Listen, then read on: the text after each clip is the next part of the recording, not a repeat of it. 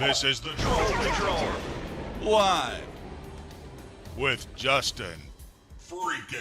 Welcome to the Troll Patrol live. It's a freaking. It be Wednesday. It's Wednesday. Carla, anonymously, me cakes. What up? Welcome in. We got a lot of news to be covering because that news be doing stupid shit. You know it. It's Liberation Day. It's Liberation Day in America. Flash. Good evening. Like when? Like did you miss Cory Booker not shitting for 24 hours? Yeah, you missed that. Fragwits. Good evening. Oh fuck.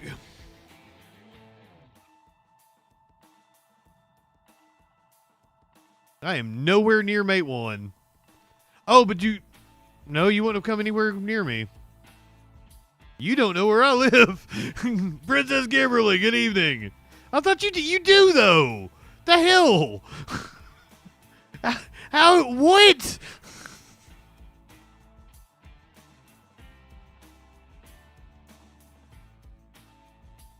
I'm very confused now. It's hot here, I can say that. Look at that cat. Look at those cat eyes back there. I don't even know which cat that is. I don't even see him. Oh, it's Smokey. That's a Smokey. There's a Maynard on the chair. There. There. I'm not high enough for this shit.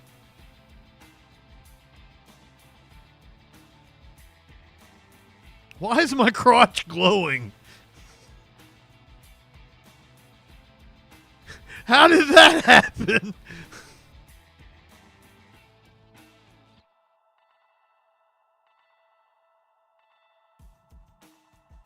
It's a magical place. Anonymously. I got the gold member going on over here. This is what was in the briefcase in Pulp Fiction. I should have walked to the pot store. I didn't. I've still got like a bowl of the green. I got my gunk I scraped up last night. I might walk tomorrow. I might see if Curiouser will run me in the morning. Who fucking knows?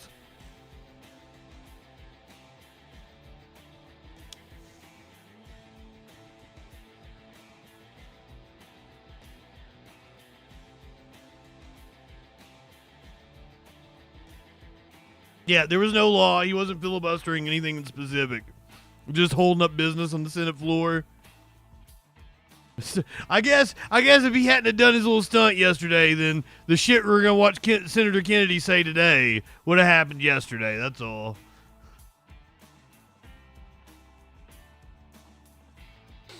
My God. Apparently we're going to be saying goodbye to Elon Musk. His time at the White House apparently coming to an end. Law enforcement officials apparently very upset at Musk for his disclosure of a forthcoming arrest for Social Security fraud. Apparently. Here's your meme of the day. $4.49. This monstrosity cost $4.49. I believe Nintendo Direct was today. Is that what they call it?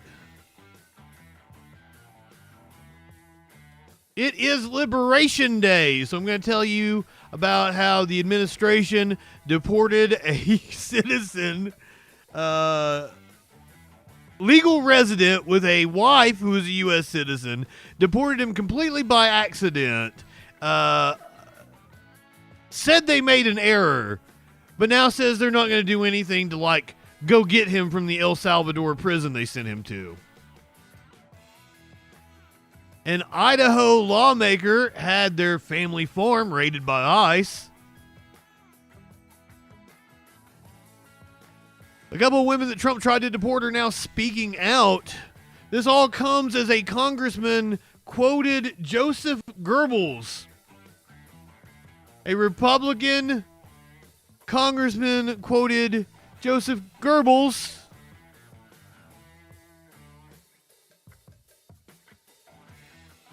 Senator Jim Banks won't apologize for bashing an HHS worker who was his constituent that got fired.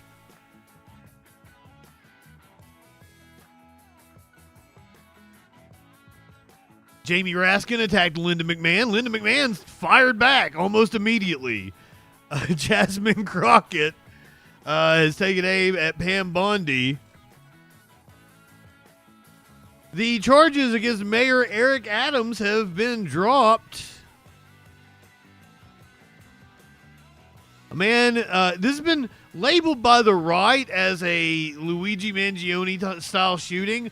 I don't agree with this, but a man who was apparently upset about Big Pharma went and shot a Walgreens employee. Now, it is not a Luigi Mangione type shooting because he shot a fucking employee. You stupid fuck. You don't shoot employees. You kill somebody. Kill the fucking CEO, you bitch patty. Do it right. We're going to celebrate the life of Val Kilmer. And an astronaut fresh from ISS was reunited with her puppy. All that and a lot friggin' more tonight on the Troll Patrol Live. Good evening, Shelly. Good evening, Oregon Gal. All right, I'm going to turn my crotch off. It's too much. It's too much. It's too much right now. I'm going to put my dick up.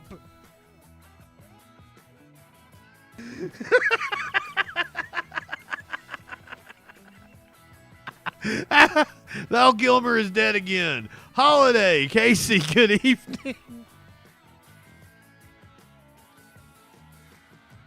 All right, I put my dick away, so no more shining from my crotch.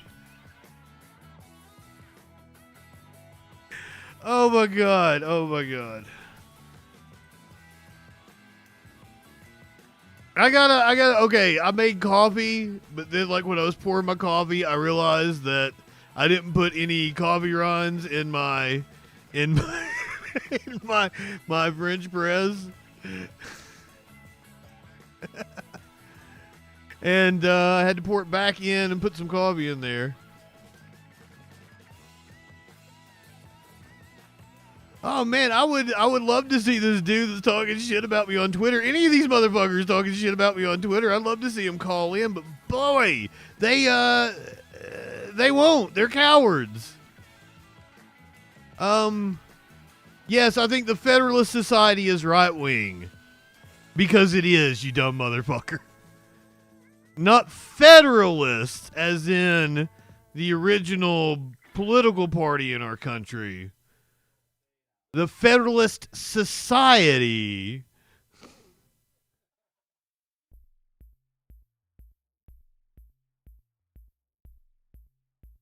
I'm an expert. I'm here to tell you you're really bad at this. Cool. Call in.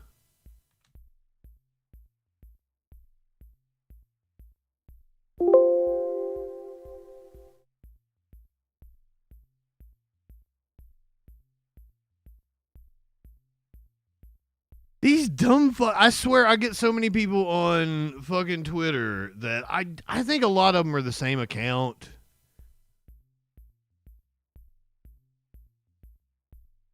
Yeah, maybe if I'd stop replying to him so often, quit giving him my attention. Warlord, good evening. Well, Bill Clinton was a right-winger. No, I mute nowadays instead of blocking so they don't know that I'm just ignoring them and not seeing what they're saying. Ooh, block with a message that I will unblock if they call in. Smart. Any of you dumb fucks from Twitter, call the fuck in. I would love to hear from any of you. If you have the balls, I don't think you have it. 917-830-4359. You can hop in the Discord. Just tell me you're in the Discord. Come on. Any people, there's people on Rumble, Kick, BitChute, Odyssey. Any of you fuckers over there, you want to come in? You want to try to argue with me? Please. I would love to see it. I don't think you can stand toe-to-toe with me. But if you're not going to call in, we're going to get to the news. We're going to find out what that news be doing. This is what we do here on the Troll Patrol. Warlord was upset with me last night that I did not stay on stream long enough to find out the results of the Wisconsin Supreme Court race. Torchy, welcome in. Any of you motherfuckers got anything else to say? Now is the time. What? UMFs was auto-modded. I can't believe that shit. Susan Crawford wins in Wisconsin after Elon Musk dropped fucking over $20 million into the race. Good job, Elon. We're following some big election results in Wisconsin and Florida for you this morning. In Wisconsin, liberal judge Susan Crawford beat out conservative judge Brad Schmel. The race was the most expensive judicial race in American history, with supporters from both parties pumping in more than $81 million combined. And in Florida, Republicans' slim majority in the House grew as two candidates won in special elections. Randy Fine defeated Democrat Josh Weil in the state's 6th district. That seat was previously held by Mike Waltz, who, of course, left to become President Trump's national security advisor. And in the 1st district, Republican Jimmy Patronis took home the election win in a seat that was previously held by Matt Gaetz. I want to bring in CBS News political director Finn Gomez. Okay, Finny, let's start first with Susan Crawford's win. B-minus, welcome this was an in. early test of voter sentiment for a crucial swing state just months after the start of President Trump's second term. Elon Musk personally spent $25 million of his own money. Pocket change for him, I know, but still, this is what led it. You've only got one Democrat in your state, don't you, Flash? In history, and it's You're in West Virginia, right? You got Richard Ojeda. That's the only one. You know, despite that I know of. Financial backing from Musk and groups tied to him, as you said, over $20 million, as high as $25 million from the world's richest man, and an endorsement, Vlad, from President Trump. The conservative in the race, Brad Schimmel, lost by a 10-point margin to Crawford, the liberal candidate. A 10-point margin. This result was that, you know, that Musk's millions did not sway Wisconsin voters in this judicial race. It's a notable defeat, Vlad, because it's I thought he stood a chance in West Virginia, but boy, did they prove me wrong. Flipped in 2024. Crawford ran primarily against Musk's involvement in the state. Here's what she had to say just yesterday. Wisconsinites fended off an unprecedented attack on our democracy. Our courts are not for sale.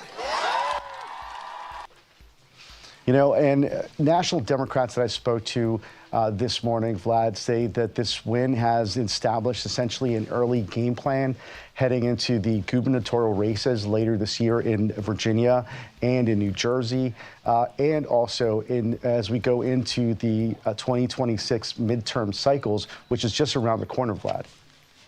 All right, let's turn now to Florida, Finn, with 2 additional seats in the House. This gives the president a little bit. Oh no, we're gonna go to like local Florida politics, talk about Florida. Before we do that, we're gonna focus on the Wisconsin race a little bit more. There was a Republican went on CNN to try to defend Elon Musk dumping over $20 million into the Wisconsin race by saying, well, George Soros does it. But it shouldn't be lost on your viewers that George Soros has poured millions of dollars in, and the Democratic governor of Illinois, the state to the south of Wisconsin, has also poured millions in. Why? Because the left wants to drive forward a radical agenda. In the state of Wisconsin, we're concerned about parental rights, school choice, voter integrity, and that is why in Wisconsin we're working so hard to get Brad Schimmel on the court. I looked at the numbers. When it comes to George Soros, he's donated $2 million to the Wisconsin State Democratic Party this cycle. Just by comparison, you're looking at $19 million, more than $19 million for Elon Musk and affiliated groups, is why I asked specifically about that. 10 times! Dude was upset about George Soros, and Soros probably didn't donate directly. He probably donated to some sort of fucking PAC that reallocated his money towards the race.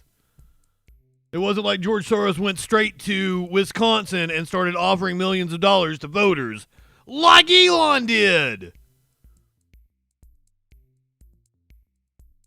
That's what Soros probably gave to the party or some PAC and wasn't directly to the race. Elon gave directly to the race. And according to Trump's inner circle, we'll be leaving the White House soon. This is a Politico breaking story today. President Donald Trump has told his inner circle, including members of his cabinet, that Elon Musk will be stepping back in the coming weeks from his current role as governing partner, ubiquitous cheerleader, and Washington hatchet man. The president remains pleased with Musk and his Department of Government Efficiency initiative, but both men have decided in recent days that it will soon be time for Musk to return to his businesses and take on a supporting role, according to 3 Trump insiders who were granted anonymity to describe the evolving relationship.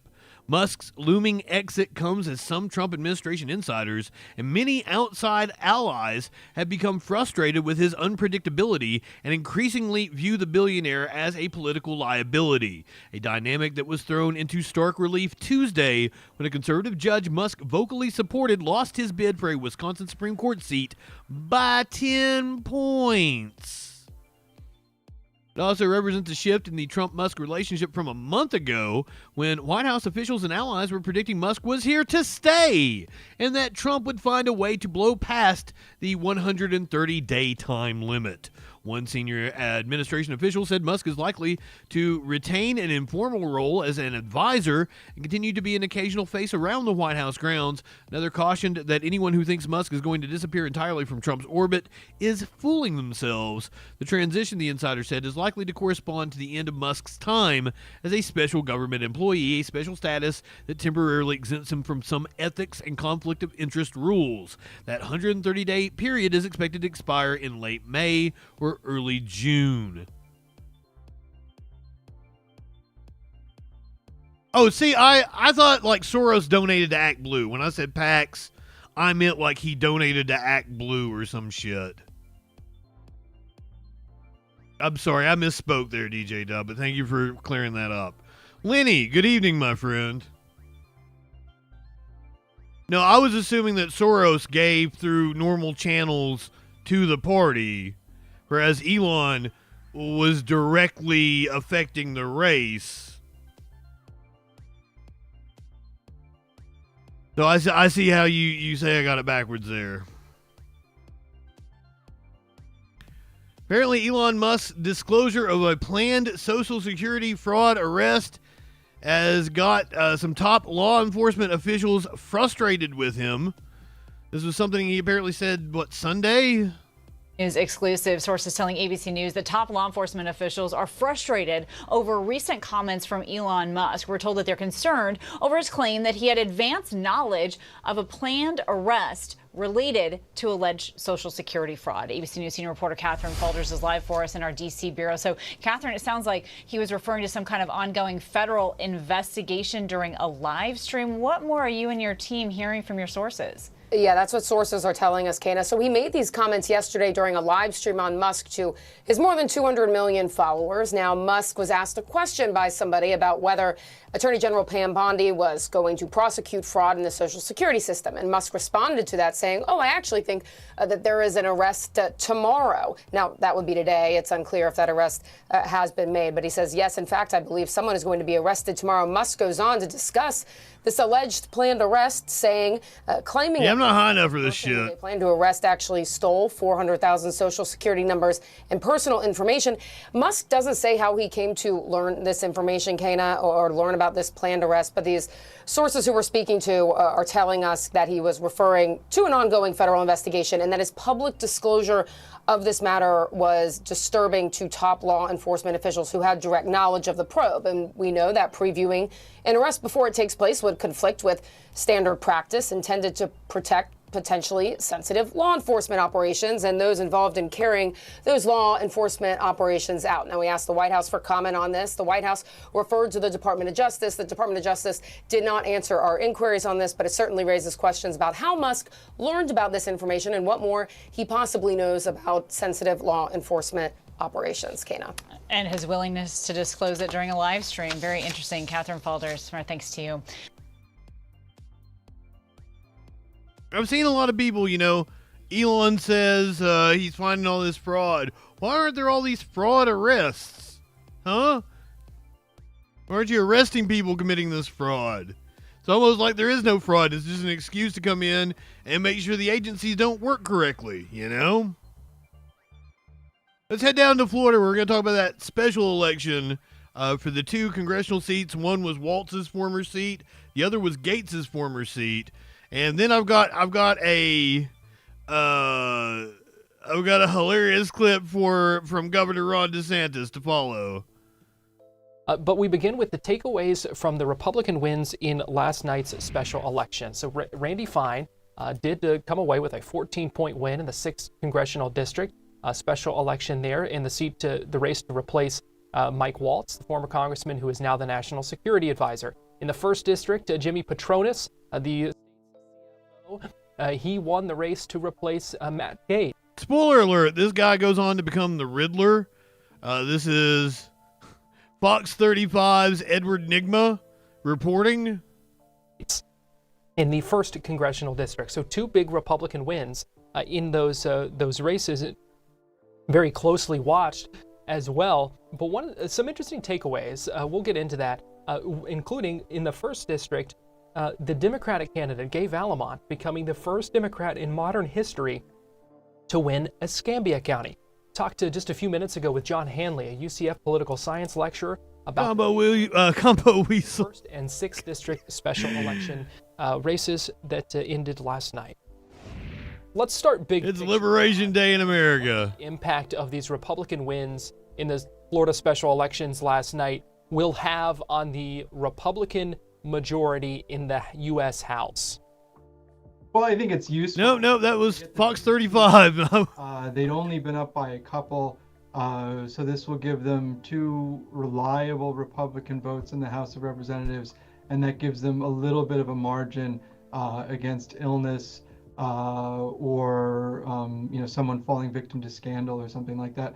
And the Democrats can also lose members too. And they thought he had a Chapel Roan poster there for a second, but that's just my eyes. I want to take these kind of district by district here. And first, let's talk about the 1st district, because Jimmy Patronis won by 14 points. But one of the interesting things was what happened in Escambia County. What do you make of that? Well, I mean, that's a county that's at the end of the state, might not be as well integrated into the rest of the district as the others.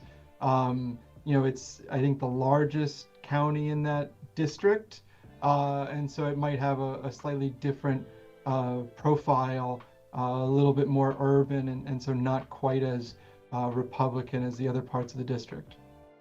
Now, in the 6th district, there had been a lot of talk that this could end up being a close race. Polling last week showed that it was a 5-point margin there. We ended up seeing Randy Fine win by 14 points. With heavy Republican turnout in that race. But that is still less than the 30 points that Trump won that district by just a few months ago. What is your takeaway from the 6th district race? So Randy Fine in the 6th district, it didn't go 64% like you saw in November for Donald Trump, right? But they still got pretty good. 57 is a very good result. The Democrats who live in that district, they're going to have a lot of enthusiasm because this is an opportunity to take one back to be on the national stage. Democrats also have the advantage now of being the higher education party nationally, and so in a lower turnout election, it's higher educated voters who are more representative. Yes, this is weird. So all my life it has been the opposite. The Democrats did well in presidential races and high turnout, and now Democrats are doing better in low turnout. It's the fucking craziest thing. And that's something that's just changed in like the last 5 or 6 years. Or more represented. However, it's a Trump effect. Because it has such a heavy Republican lean, there just aren't really enough Democrats to get you there unless it's a very low turnout election. Now, we had heard before Governor DeSantis had been asked about this race and said that there really wouldn't be I'm scared of that ginger kid up there. What's he gonna do? Be a referendum on DeSantis or on Trump, but a reflection of the candidate. Do you think we can extrapolate any messages? Oh, Flash, I don't think it's the Trump. I think Trump is what is driving turnout on the Republican side. It seems that when Trump isn't on the ballot, and even when Trump is on the ballot, people just come out and vote for Trump and don't vote for other Republicans. The Trump brand doesn't extend to the rest of the GOP. Is from this to a larger message about maybe the reception of Donald Trump, or is this just about this one race? Well, it's interesting to compare Fine to Petronas. Petronas is a pretty standard Florida Republican, normal. Randy Fine,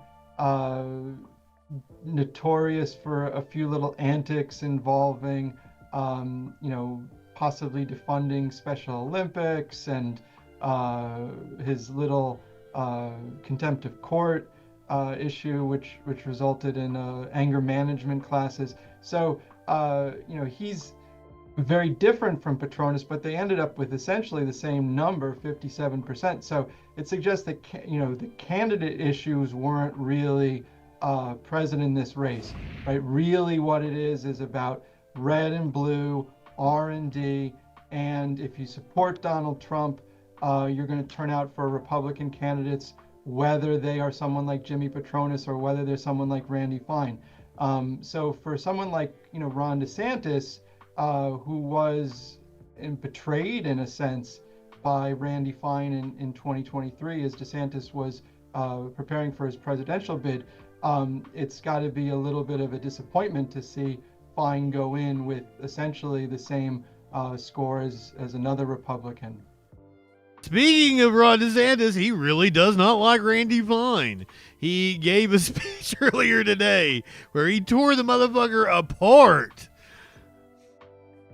Let's watch some Republican on Republican action. Well, what happened with the Randy Fine is exactly what I said. He would win but underperform. And that's what happened. President won that by 30 points in 24. I won it by 35 plus points in 2022.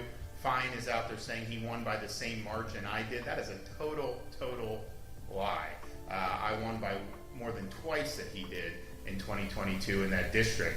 And so what happened there? The media is saying, Republicans had to spend money, and they did. They spent millions and millions of dollars. In 24, not 1 cent had to be spent in outside money in this district. Because, well, I don't know if are we actually in that district? I know he's got part of Marion, so it's a little over there.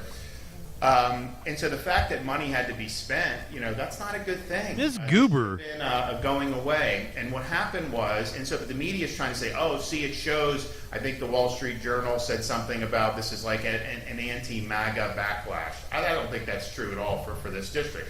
I think you have a candidate in Randy Fine who, one, he's a squish, okay? He supported restrictions on Second Amendment rights back in 2018. He tried to defeat my immigration proposal to help President Trump enforce immigration laws, and he tried to enact a de facto make Florida a de facto sanctuary state. So when people see that, our base voters don't get excited about that. You're not giving them a reason to go out and vote. And he's also just the... I thought he called him a switch, that he's a top-bottom verse. The way he conducts himself is he repels people. He's repelled people in the legislature. He's repelled, they wanted to get him out of the legislature, so they asked me to put him up for Florida Atlantic president, and I did, and the whole board would have resigned rather than make him president. And so now he's going to be in Congress. I mean, it is what it is. So it was unique problems with this candidate that was causing this to be a close race. Wow! Be a lot closer. Then what happened was they put in a lot of money on the Republican side, $4 or $5 million in a Trump plus 30 seat. They shouldn't have had to do, but they did. And then the president did a couple teletown halls where he said, listen, for my agenda, we need you to go out and vote. So I think the election day turnout was really good for a special election for Republicans in the district. And I attribute that to President Trump. Oh, he did come and get DeSantis for governorship. That's why DeSantis is pissed at him. That's exactly why he's pissed at him. DeSantis is in his second term now. This dude came at him for the governorship in the last election cycle. Trump's intervention. I think these are voters who didn't like Randy Fine, but who basically were like, you know what, we're going to take one for the team. President needs another vote up there. and so we're going to do it. So I would not read into the underperformance that this is somehow a referendum on MAGA or Trump. I think it was a unique issue with this particular candidate. The Democrats groups didn't spend any money. It was this one candidate raised money through Act Blue, but a lot of that is basically a fraud. It's a scam. And so how much money he spent? He probably spent a few million, but they spent more than that for fine. So I just view it as it's an underperformance. It's a fraud when the other side does it. Candidate, and the president really had to bail him out at the end, because this race would have been much closer had the president sat on the sidelines. And so if anything, it shows the president's got the juice to be able to get Republicans to go on election day and even vote for a candidate that they're not crazy about. This guy, he lives like 150 miles away from the district. It's just an odd fit on that. But I do think that it was, there were unique circumstances in that CD6 race. So when people are trying to spin that to fit their agenda, I don't think you can. I think it was more of a local thing. I think you're spinning it to fit your agenda, you dipshit. This is a guy who's 150, he lived 150 miles from the district. They say, well, how do you know local issues? He said, there are no local issues in the district. Well, I can tell you, just as governor, you go around the state, there are local issues for sure that you got to contend with. Yes. Wow. And I'm the other dude won by the same margin, didn't they? They both won by 13, 14 points. So it wasn't just something, special with that dude.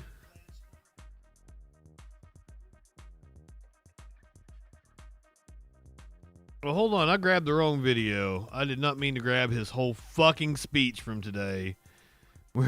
We're not going to watch his whole fucking speech. Let's talk about Trump's tariffs.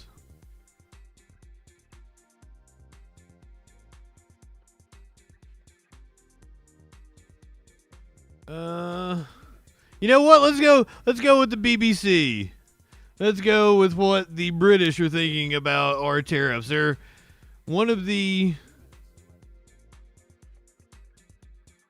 countries that are set to, face the biggest brunt of them. In the last few minutes, US President Donald Trump has announced sweeping tariffs on goods imported into the United States from all countries, including the UK. British made 10% from this Saturday. 10% is the baseline tariff applying to all countries in the world. There will, though, be higher, more punitive tariffs on about 60 other countries, which Mr. Trump sees as the worst offenders when it comes to trade imbalances with the United States.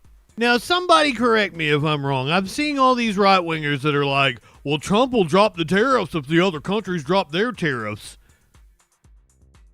We had free trade, like Canada and the EU. We had free trade agreements. It's not like the EU had tariffs on our goods and we had no tariffs on their goods, correct? Correct me if I'm wrong on that one.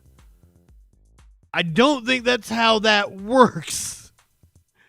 And so if the countries are going to drop their tariffs, those are the tariffs they've imposed since Trump has been bellicose about his tariff threats, correct? Am I wrong on that? I don't know shit about the topic. It's, for example, 34% tariffs on goods from China.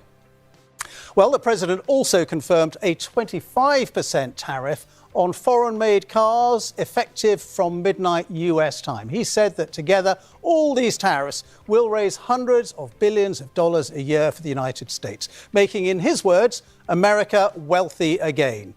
Well, the president has been speaking in the Rose Garden of the White House on what he's billed as America's Liberation Day, though for many around the world there are now fears of a global trade war, economic slowdown and recession. Well, tonight we'll have... The DJ Dub saying it was by category. The Trump administration estimates the tariffs charged by the European Union to the United States at 39%, cuts this figure by half to come up with the 20% in what Trump labeled kind reciprocal tariffs. Yeah, if it's VAT tax, that's different. Yeah, if we could get an answer on that, I would love to know that. Analysis and reaction from around the UK and across the world throughout the programme. We'll be hearing from our economics editor, Faisal Islam, and also from our political editor, Chris Mason, on how the UK government will react to these 10% tariffs on British goods. But first, let's go to Sarah Smith at the White House. And Sarah, Donald Trump saying this is one of the most important days in US history. Yes, he says that economic moves like this haven't been done since the Second World War, and that he is declaring economic independence for the United States. So as you said, there will be tariffs ranging from 10% all the way up to 50% being charged on different countries to export their goods into the United States. And Donald Trump explained that he has set these tariffs depending on how other countries treat US exports. Have a listen to what he had to say. In a few moments, I will sign a historic executive order instituting. I mean, I saw somebody else point this out. Like, it's not like the biggest, most powerful country in the world was getting fucked by all its trade partners. That is just that notion is absurd. Reciprocal tariffs on countries throughout the world. Reciprocal. That means they do it to us and we do it to them. Very simple. Can't get any simpler than that. Now, by reciprocal, we should explain what that means, because it's not just a direct tariff for tariff. What's happened is that the White House have calculated all the different ways in which they see trade barriers. So that could be straight tariffs. It could be other non-tariff barriers, like, for instance, technical restrictions, maybe a ban on imports of something like genetically modified corn or hormone-injected beef, that sort of thing. If you need a... shit that, like, has dyes that are banned in the EU that we can't ship over there. License to import goods from America, that also counts. They talk about currency manipulation and even the theft of intellectual property. So there are lots and lots of ways in which they have come up with some kind of sum that they say represents the totality of the tariffs that American goods are faced when they are being exported into China or Cambodia or the EU or the UK, for instance. They've come up with a number which, for instance, in Cambodia's case is 97% is what they say the tariff on American goods going there is. So they're halving that and charging 49%. With the EU, they say that they had added up all of the different restrictions they see between trade between the US and the EU. They brought that to 39%, and that's why there's a 20% tariff going on. But other countries that don't fall under this heading, a blanket 10% tariff is being put on all other goods, and that's where the UK falls. OK, Sarah, for the moment, thank you very much indeed. So as we've been hearing, the UK is facing 10% tariffs on the goods it exports to the US. Well, earlier today, the Chancellor Rachel Reeves indicated the UK government will not rush to retaliate against new American tariffs. And in the Commons, the Prime Minister said Britain will take a calm, pragmatic approach and continue talks with the US about a wider trade deal. Let's get the latest from our political editor, Chris Mason. Chris, what do you think the British government's going to do about this? Well, it was an extraordinary spectacle, wasn't it, Ben? There you had the president brandishing... What the fuck is Britain importing from the US anyway? Think about it. That rectangular tariff piece of cardboard in front of the world's press and cameras, as if offering the odds at a horse race. And the striking thing is that people in government here were absorbing that live on the television, just as people were around the world. There is a somber tone. I mean, we don't fucking export anything. Because their view is that any tariff is something they would rather not. Like, we export trash. Isn't that one of our largest exports? Trash. But they are relieved that the 10% tariff is at the lower end of expectations, both in terms of international comparison and, crucially, compared with how high they feared it might be. And actually, in just the last 30 seconds or so, we have had a statement from the Business Secretary, Jonathan Reynolds. It runs to several paragraphs. I'll bring you the thrust of it. It is the first time I'm seeing it as I read it to you. He says that we'll always act in the best interests of UK businesses and consumers. He points out that in the last few weeks there has been negotiations ongoing about a limited trade deal between the US and the UK, with the hope that that might bring these tariffs down or indeed eradicate them. He says we have a range of tools at our disposal. Okay, if I'm being serious, our main export's probably corn. Top U.S. exports, mineral fuels, including oil. Okay, I didn't even think about that. Pharmaceuticals, vehicles, aircraft and spacecraft. That would be our defense industry. Integrated circuits, natural gas liquid processing, plastics. So there you go.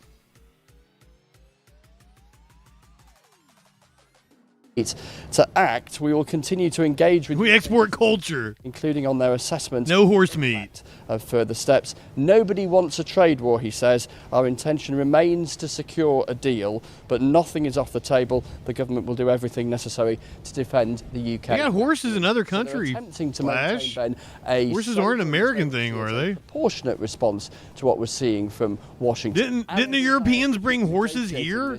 Hoped for a trade deal, but holding on to the potential to ratchet things up were that to prove necessary.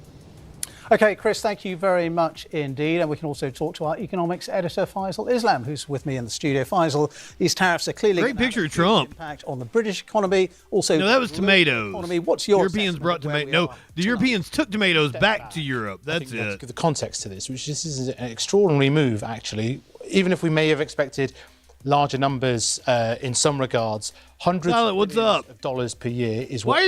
Why are you guys obsessed with horse meat? It should raise $6 trillion over a decade was the figure that Donald Trump used. I've never eaten horse. 5% car tariffs coming into force tonight. No exclusions for the UK. And at base, although we heard a lot about reciprocal tariffs, so tit for tat, quid pro quo, based on what is done to America. Warlord has never mentioned horse meat to me. At base, there's a 10% universal only tariff. Beans and potatoes. So beans on potatoes. The UK is at that lower ebb, but that still means $6 billion on that. Maybe if you include the cars, $7 billion of extra costs. But the point of this, we hear, is to divert trade flows. I think we can see the document that was held up by President Trump there. And you see a whole sort of list. And in the blue there, you see what America thinks is being done to it. And it isn't just the tariff, as Sarah was saying. It's currency manipulation. And you don't have potatoes in Britain? I'm pretty sure that's a lie. Being kind by only sort of replying with half of that. But there are some huge numbers there, including some rather poor countries, some crisis countries like Myanmar and Laos and Bangladesh. They're on 37%. China on 34%. Well, that's huge. European Union on 20% when the UK is on 10%. Well, that's a net benefit, you might argue, for the UK, but also it could create some distortions to trade. Or it could be a double tariff. The model of trade in the world will shift hugely. That is the point of this. Wait a minute, the UK is not in the EU anymore. It could cause, Taiwan, a key ally of the US, also tariffed hugely. So this could change the geography of economics for good, and it's designed to do so, and that will not be without some disruption. OK, Faisal, thank you very much. There was a potato famine. That's why they had to drive the snakes out or something like that.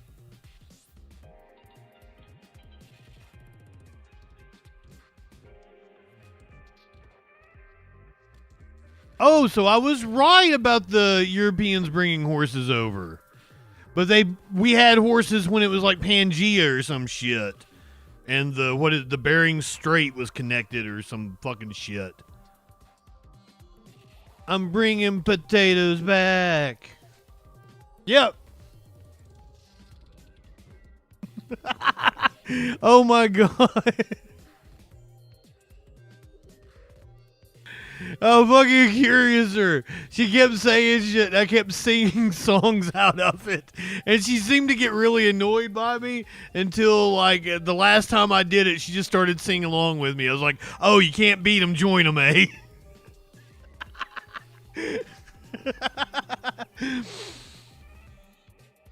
I'm bringing potatoes back.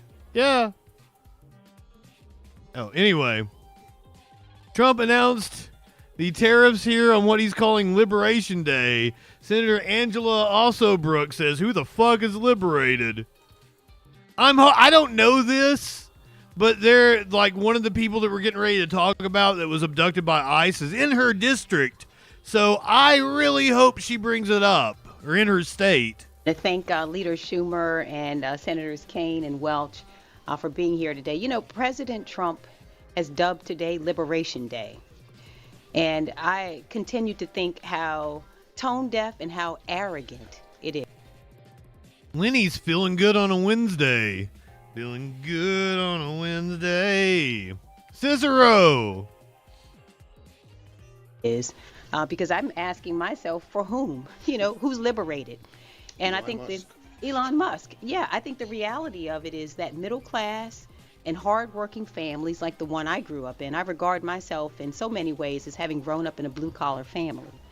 A father who was a car salesman, a mother who's a receptionist, and the fact of the matter is the people who are being liberated are the billionaires.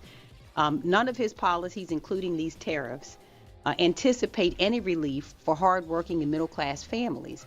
And so those who will be liberated are not us. And furthermore, he went on to say very arrogantly, you know, there's going to be a little pain, some minor pain and disruption, but the people that I represent don't regard increasing cost of groceries, increasing cost of owning a home, increasing cost of owning an automobile as a minor disruption. But it is a minor disruption to billionaires who can certainly not only afford the increasing cost of goods, but who will also enjoy a tax cut on the back end of this. We know that the taxes that we're looking at, the tax cuts will net, we believe, Elon Musk about $50 million in tax cuts over a 10-year period. So the cynical. Not going to mention these tariffs is her constituent, is she? Very disturbing. And so I have my first bill is a Tariff Transparency Act. That has been filed. I'm going to go to the floor today and ask for a unanimous consent on. And if it is in fact the case that these tariffs are a minor disruption and this is Liberation Day, we're simply asking this administration and my colleagues on the other side of the aisle to prove it, to be transparent with the American people, to tell us the cost of these tariffs. And I can tell you, I've met in my state with people from every corner of the state. Just a couple of weeks ago, had the opportunity to sit down with War Machine, welcome in. Some were poultry farmers. I met with business owners, and many of them feel betrayed by this administration.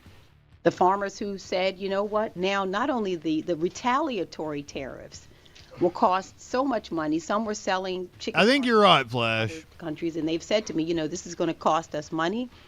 And they did not anticipate that they would see actions that harm them as well.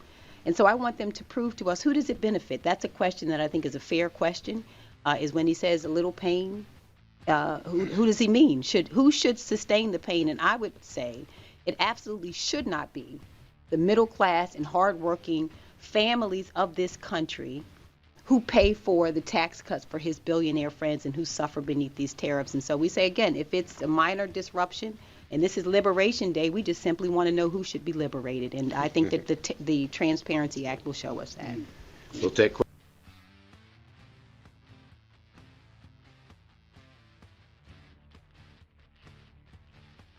I feel like she missed an opportunity for a hell of a layup right there. Ma'am, one of your constituents is in El Salvador right now. Got picked up by the U.S. government and sent to a torture prison through a clerical error. And when you're making a point about Liberation Day, I really wish you would have talked about the constituent that got swept up in the ICE raid. Trump administration is now acknowledging they wrongly deported an immigrant to that notorious prison in El Salvador, calling it an administrative error. Here's Pierre Thomas. Tonight, the Trump administration acknowledging this man was inadvertently sent to a notorious mega prison in El Salvador because of an administrative error. Lawyers for the Salvadorian man, Kilmar Armando Abrego Garcia, identified in these prison video screen grabs by his U.S. citizen wife, are petitioning for his immediate return. They say Abrego Garcia was removed against a 2019 judge's order, preventing him from being sent back to his home country. The White House, though, acknowledging the oversight, unapologetic. It was an administrative error. The administration maintains the position that this individual who was deported to El Salvador and will not be returning to our country was a member of the brutal and vicious 13 gang. Abrego Garcia's family says he's no gang member and have heard nothing about his condition for weeks, saying this has been, quote, a nightmare. On March 12th, Abrego Garcia Yep, was Flash. by ICE officers in Maryland, where he lives with his wife, Jennifer, and 5-year-old. Yes, fucking J.D. Vance got on Twitter and was like, this man has been convicted of being in a gang. No, he fucking hasn't. Son who has autism. He ended up on one of these 3 flights deporting alleged violent gang members to El Salvador on March 15th. David, the Justice Department argues there's little it can do to get this man back from El Salvador. A hearing on the case is set for Friday, David. Fucking wow. Little they can do. Bull fucking shit. And Senator also Brooks, you should be ashamed of yourself for not mentioning your constituent. Liberation Day. Liberation Day. And they're locking this motherfucker up in a torture prison in El Salvador. Liberation Day. And we've still got a grad student here completely legally. The court saying he shouldn't be moved any further. U.S. judge rejects Trump team's bid to move Mahmoud Khalil case to Louisiana. Ruling is seen as a win for Khalil, but does not guarantee he will be moved out of the detention facility in the southern state of Louisiana. They tried to pull him from New York, send him to Louisiana. They wanted to send him out of the country without a court case. Now they're like, no. We want the court case to take place in Louisiana where we can get a sympathetic right-wing nut job fucking judge. The United States federal court judge has ruled in favor of pro-Palestinian activist Mahmoud Khalil, allowing him to challenge the legality of his arrest in New Jersey rather than in Louisiana, where he's being held at a detention facility without charges. The decision by U.S. District Judge Michael Farberaz on Tuesday marked the second time President Donald Trump's administration's legal team unsuccessful in moving the Columbia University student's case to the 5th U.S. Circuit Court of Appeals in Louisiana, the country's most conservative appeals court. They wanted to get a racist in Louisiana to send him off on his way.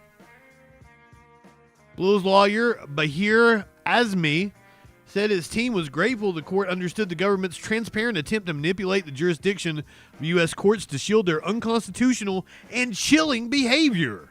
Dr. Noor Abdallah Khalil's pregnant wife, who is a U.S. citizen, said she was relieved by the decision, but that there is still a lot more to be done to release Khalil, whose green card was revoked by U.S. authorities. Although Tuesday's case was a win for Khalil, it only settled the jurisdiction dispute of which court would be able to hear his attempt to challenge the legality of the Trump administration's effort to deport him, a dispute that originated when Khalil was held in New Jersey detention facility for several hours following his arrest in Manhattan on March 8th before being moved across state lines to Louisiana. Khalil's case is seen as a test of Trump's efforts to deport pro-Palestinian activists who have not been charged with any crime. By the way, I've had a lot of right-wingers up in my Twitter still talking about Hunter Biden's fucking laptop and the government violating the First Amendment. This is the government violating the First Amendment. The government didn't violate the First Amendment with any bullshit about the laptop.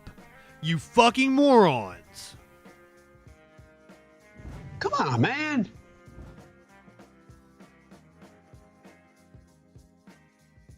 Jewish students at Columbia were protesting earlier today.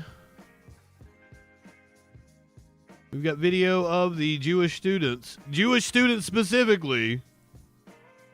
Hey, hey, hello. Hello! Where's the supposed to go? Hey, hey! Hello! Where's the supposed to go? Hey, hey! Hello! Hey, hey! Hello!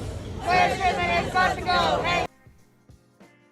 This was earlier today at Columbia. Jewish students in Manhattan chained themselves to the gate of Columbia University's St. Paul's Chapel on Wednesday to protest the recent arrest by ICE of Columbia grad student Mahmoud Khalil. The demonstration, organized by Jewish Voice for Peace's Columbia chapter, aimed to hold the trustees who collaborated in the kidnapping of Mahmoud Khalil accountable by releasing their names. Footage from Elana Golden shows students chained to the St. Paul's Chapel gate as they are holding signs reading "Accountability Now" and "Release Mahmoud Khalil Now," according to the Columbia Spectre. And consistent with footage circulating on social media, public safety officers cut protesters' locks early on Wednesday afternoon. Of course they did.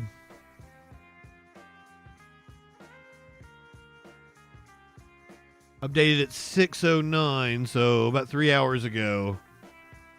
4 Jewish pro-Palestinian demonstrators chained themselves to a gate. The Forward reported that Glick discussed Khalil with members of Congress and that some members of Columbia's board had also reported Khalil to officials. We demand to know the names of the Columbia trustees who facilitated the abduction of our beloved friend by collaborating with the Trump administration. We will not leave until our demands are met. Good on them.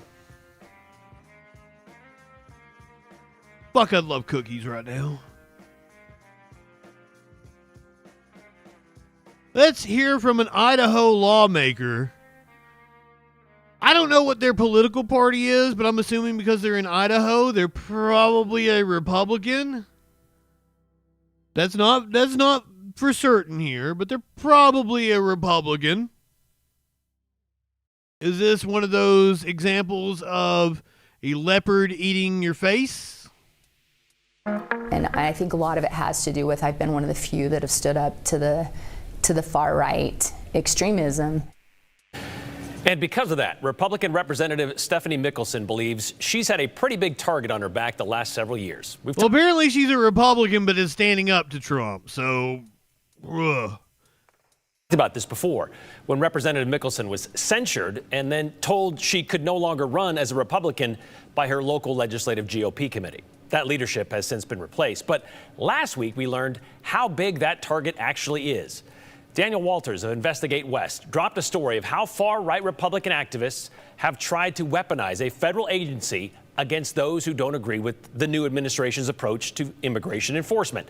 Specifically, how a ranking member of the Ada County Republican Central Committee targeted Representative Mickelson with threats of raids by ICE. Wow! That raid happened back in January.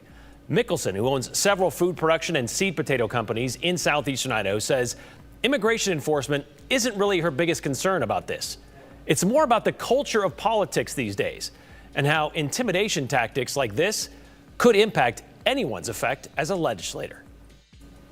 Please raise your right hand and repeat after me. For many people, they're trying hard to chill speech in this country. The second inauguration of Donald Trump solemnly swear that I will faithfully execute was a turning point. Faithfully execute. For Idaho Representative Stephanie Mickelson, They showed up at our business, days later. that point came later that week. He started targeting me on Tuesday and they were there by Friday.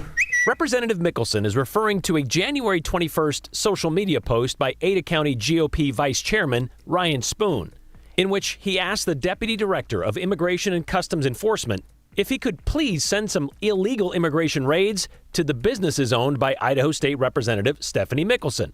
She's been bragging about how many illegals her businesses employ. Representative Mickelson says, So I was actually home that Friday. It was an off day during the early legislative session when ICE showed up at one of her eastern Idaho farms. And then when they couldn't get a hold of me, then they start texting 911, Mom, which means I have to call. Not coincidence?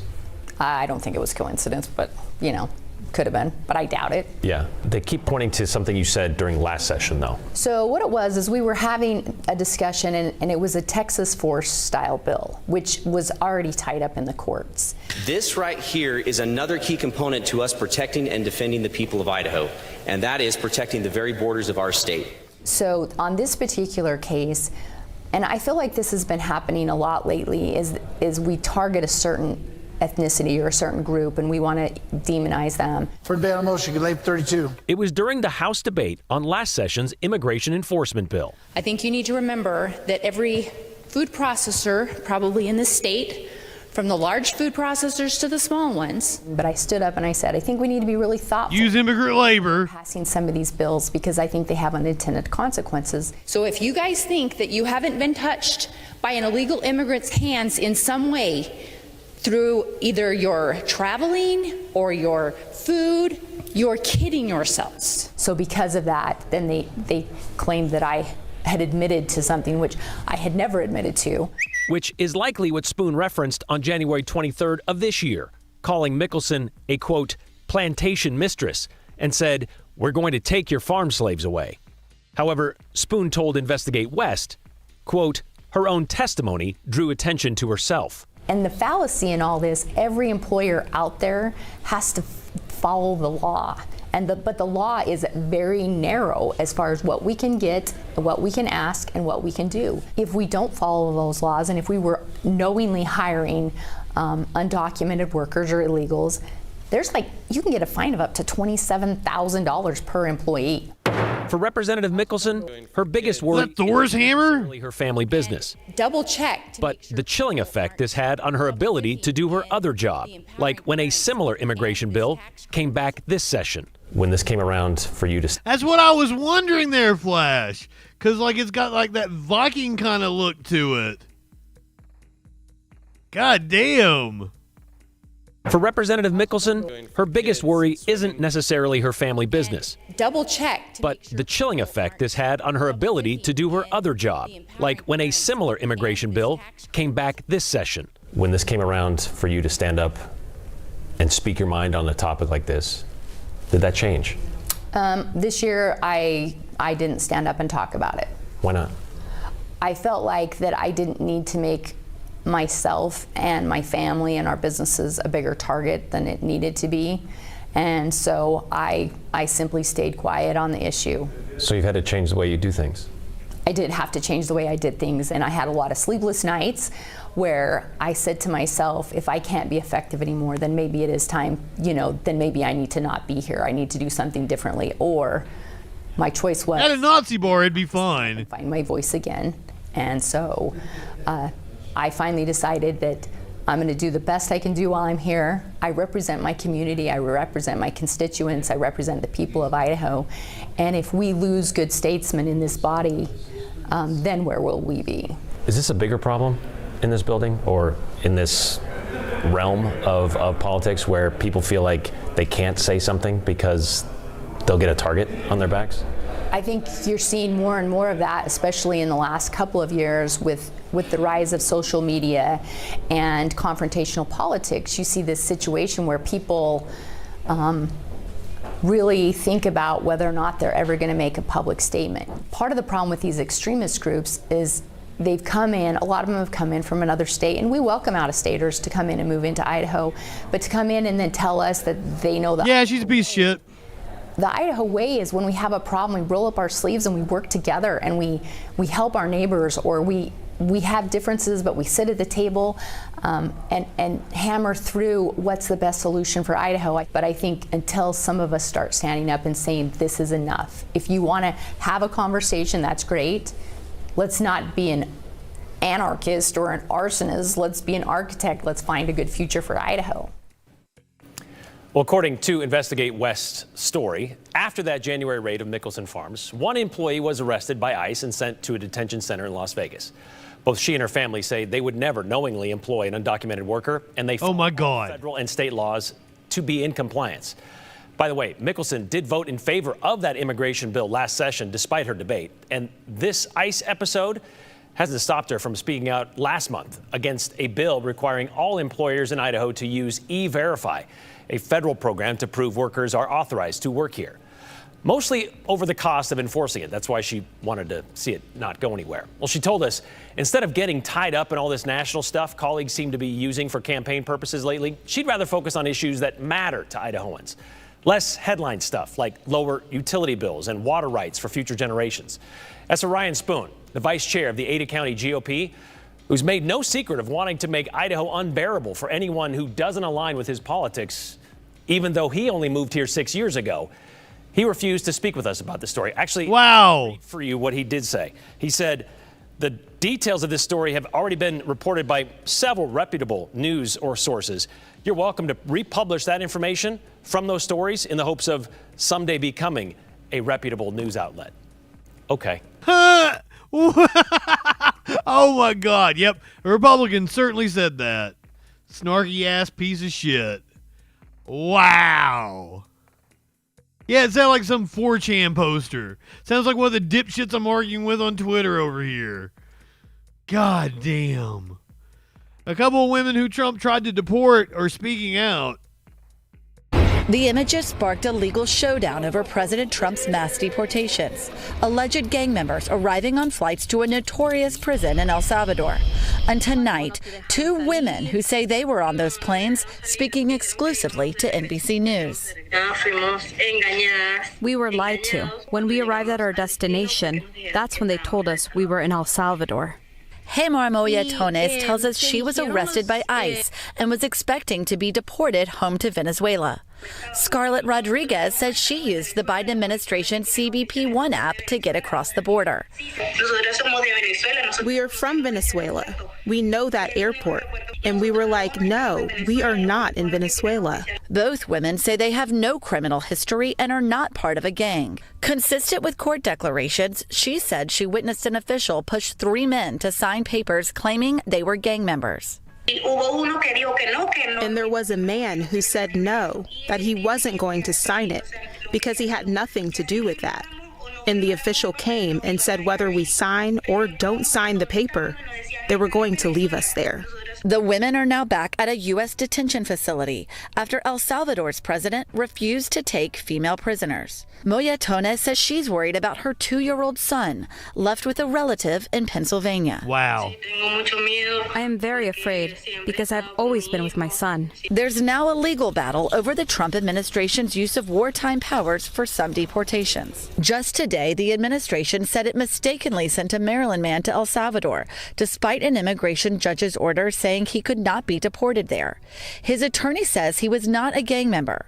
Vice President Vance posted, "This man is an illegal immigrant with no right to be in our country." It was an administrative error. This individual who was deported to El Salvador and will not be returning to our country was a member of the brutal and vicious MS-13 gang. The Trump administration touts its handling of border. You want to talk about brutal and vicious gangs? Let's talk about the Oath Keepers. The lowest ever. The Proud Boys. A new poll shows 58% of Americans let's deport those gang members. Deportation efforts. But an ACLU attorney says mistakes have been made.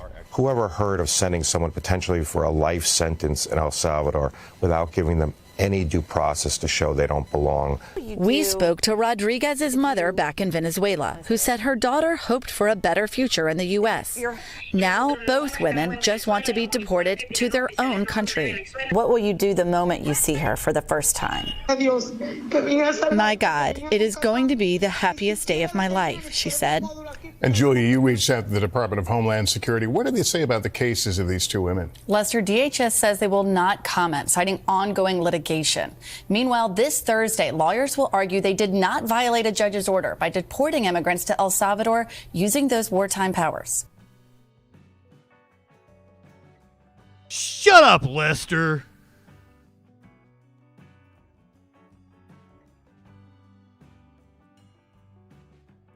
Nobody asked you. We're totally not in Nazi territory, though. They're totally not acting like Nazis. I'm going to leave you, and I'll yield back a little bit of my time. A direct quote from Joseph Goebbels. "It is the absolute right of the state to supervise the formation of public opinion," and I think that may be what we're discussing here, and yield back. Gentleman yields back. With that, the representative from Texas, Ms. Johnson, is recognized. Everybody catch that? This is Representative Keith Self. Keith Self. Republican Representative Keith Self. I'll leave you, and I'll yield back a little bit of my time. A direct quote from Joseph Goebbels. "It is the absolute right of the state to supervise the formation of public opinion," and I think that may be what we're discussing here, and yield back. Gentleman yields back. With that, the representative from Texas, Ms. Johnson, is recognized for 5 minutes. The fact that nobody was like, what the fuck was that? Why didn't somebody say something? Thank you so much, Mr. Chairman. I want to respond to what my colleague... Please! When you're quoting Joseph Goebbels, about the role of state in the public debate, we have a big problem. Isn't that right, Ms. Jacobs? I mean, that's alarming as hell to me when that becomes the gold standard of Hitler and all that was going on in Russia, in German atrocities during World War II, when that becomes the quote of this hearing. I'm going to leave you, and I'll yield back a little bit of my time. A direct quote from Joseph Goebbels.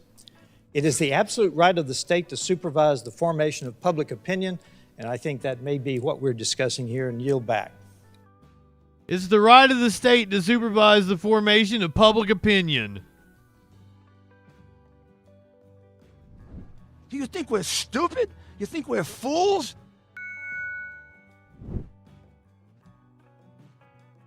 I would bet money that motherfucker does not apologize for that. Republicans have a habit of saying stupid fucking shit and not apologizing for it.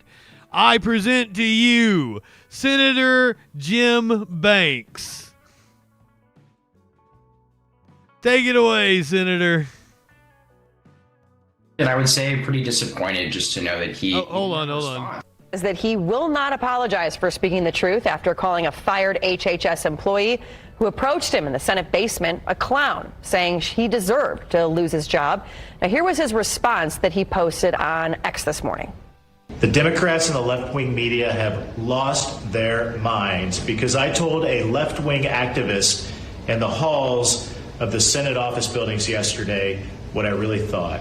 A clown is a clown who's chasing senators through the halls with a cell phone, complaining about losing a left-wing woke job in the federal government that should have never been a job to begin with.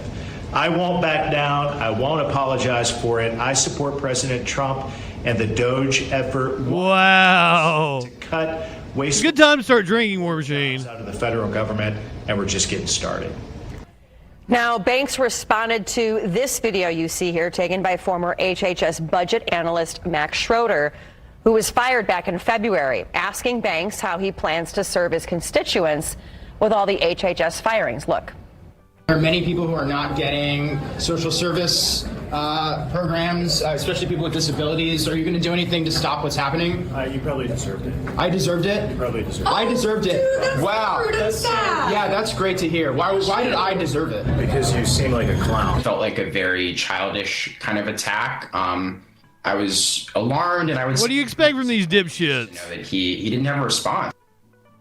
Now, Schroeder says this OpenGL, welcome in. An issue because a key part of his job was actually finding and tracking down a bunch of Medicare fraud. He says now with the HHS department shrinking, he predicts more fraud could happen. Of course it will. They got rid of all the people who prevent fraud, and they let fucking Elon Musk go wild. Divorced patriot. You call yourself a patriot, that's why you're divorced. You're a fucking loser. Get a goddamn life. Welcome. Thank you for being a freaking follower. Stick around. You'll fucking learn something. Light one up, tip one back, bitches.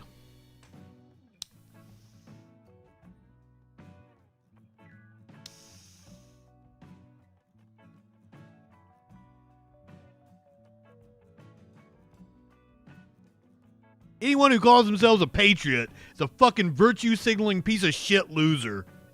You're not a patriot. You want to virtue signal to your right-wing dipshit friends. You can call yourselves constitutional conservatives and you're real American patriots, but you guys don't know fucking shit about the law, the Constitution, civics. You're dumb fucks, and the right wing takes advantage of you.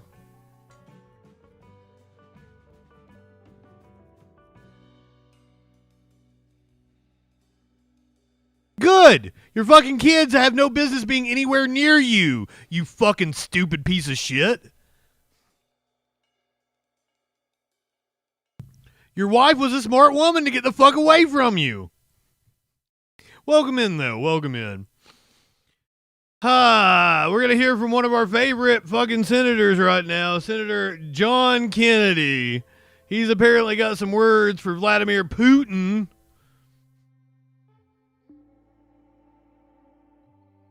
I think he says something funny in this. That's why I played it. The senator from Louisiana. Thank you, Madam President. I'm sorry I keep subjecting you guys to him. I just like... I can't wait to have your cock in my mouth. I'm going to give you the blowjob of your life. Then I want you inside of me. To spend a few minutes first, Madam President, talking about Russia. Your brother too big of a loser to have a wife? Oh! You have to act respectfully. I'm on one tonight. This motherfucker talking about acting respectfully. This motherfucker. Fuck you, Kennedy. DJ Dub, thank you for throwing out the gift sub. Divorced Patriot, you got a reason to stay here now.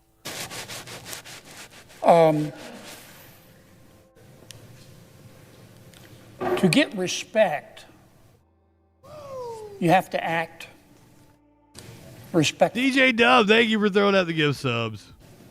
To be taken seriously, you have to act seriously. We know that. It's a matter of common sense. This guy says you need to act seriously if you want to be taken seriously. I can't wait to have your cock in my mouth. I'm going to give you the blowjob of your life. Then I want you inside of me. Hell yeah, DJ Dub. We're getting up there. We're almost over 100 now. You need to act seriously. President Putin is not acting with respect toward the United States of America or President Trump. President Putin is not acting seriously.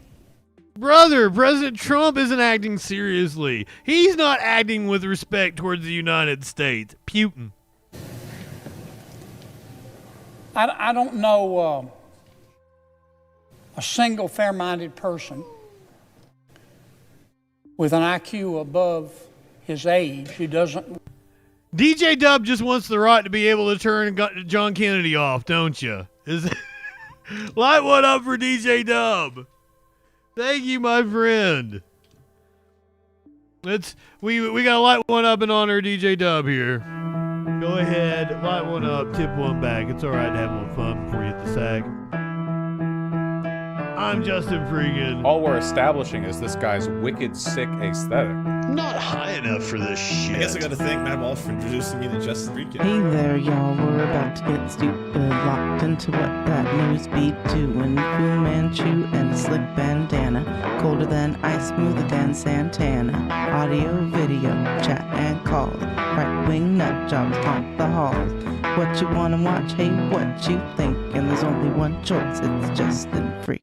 The guy's, he's a formidable voice in the culture. Light one up and tip one back. It's a right to be high. Let's grab a snack. It's fucking news, quick panic attack, and play your cards right and get a titty slap.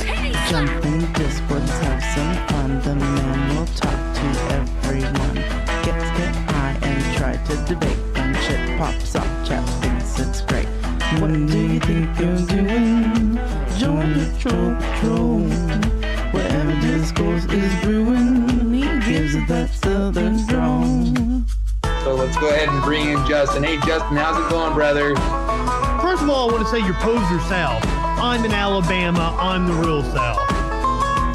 Okay, all right. So why don't you tell us what it takes to be a man? Well, I don't know. I'm in Alabama and I'll fuck a man in a dress. Why won't you fuck a man in a dress? Are you that insecure that you won't fuck a man in a dress? That's fantastic. So you're okay with that, right? Yeah. Why wouldn't I? Right-wingers are morons. Light one hit and tip one back. One more click before we hit the set an alert when that shit goes live. Social fucking support and hit subscribe. Light one up and take a hit. He does no harm, but he takes no shit. He's the last one standing when the ship is sinking. Let's take another rip for JustinFREAKIN. Light one up, tip one back. I'm JustinFREAKIN. Not high enough for this shit.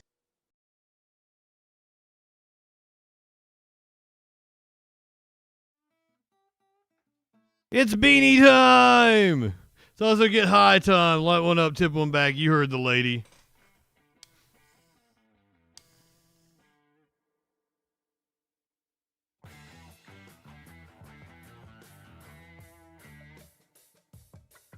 Whatever you're smoking on. It is 420 officially, apparently. Somewhere. It's 420 in Hawaii. I didn't get it right. I didn't get it on the 420. Close enough though.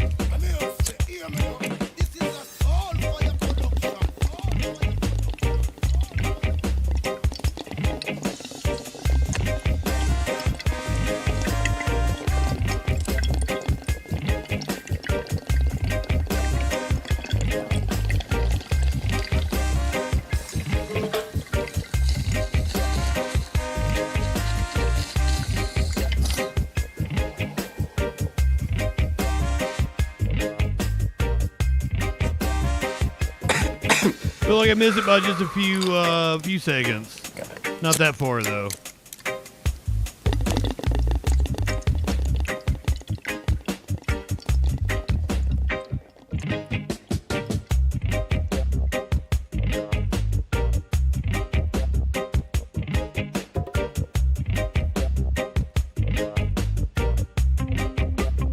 That clip of Andrew Tate. I like him with the hair after he'd been in prison for a little bit. Or in jail. Goddamn DJ Dub. Making it rain up in here. You're gonna fuck around and start a hype train. I don't even know how those start.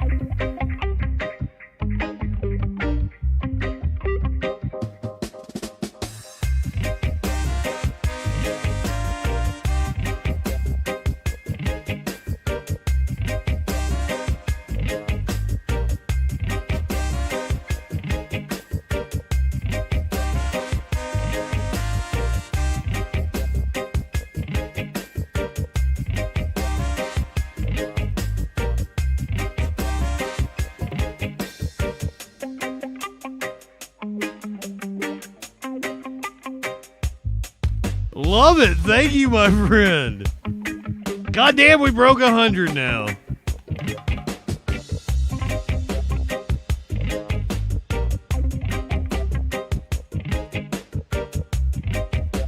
You get picked, DJ Dub.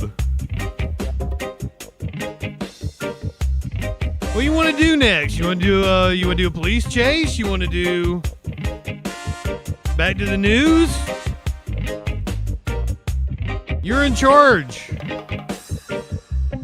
You want me to quit and we'll just play Ollie G and Nathan for you? I'm giving DJ Dub total control tonight.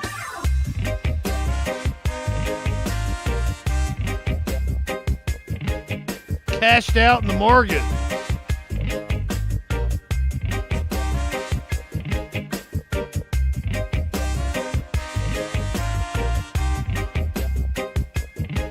Fuck yeah.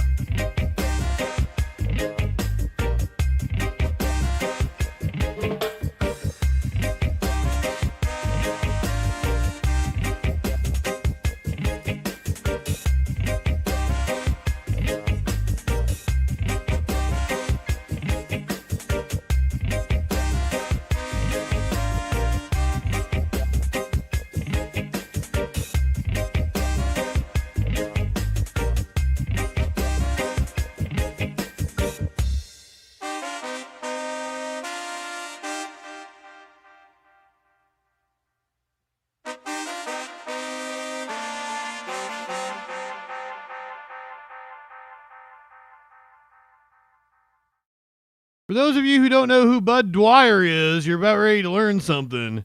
This is who the man Filter based the song Hey Man Nice Shot on. In 1986, State Treasurer Bud Dwyer was convicted of bribery and was to be sentenced to 55 years in prison.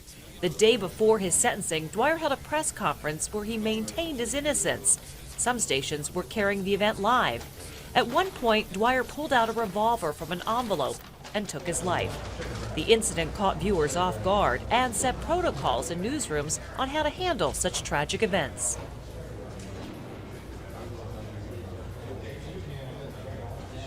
Oh, they didn't actually show it. What the hell? Why did it have the warning on it?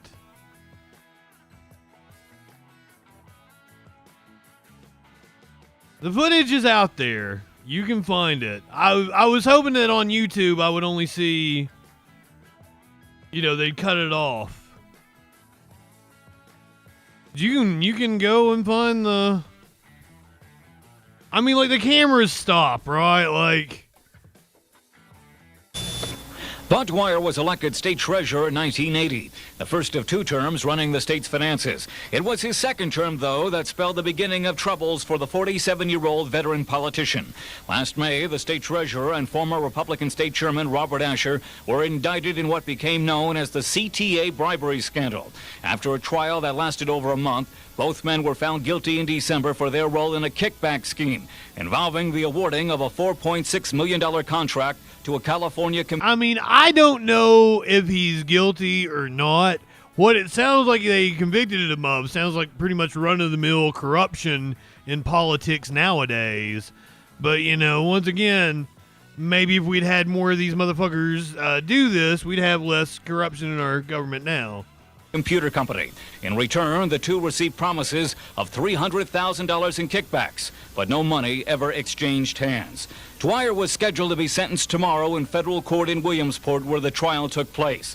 He faced up to 55 years in prison for his conviction on charges of conspiracy to commit bribery, perjury, mail fraud, and other counts. Right up until the end, Dwyer maintained his innocence. His lawyer was seeking a new trial.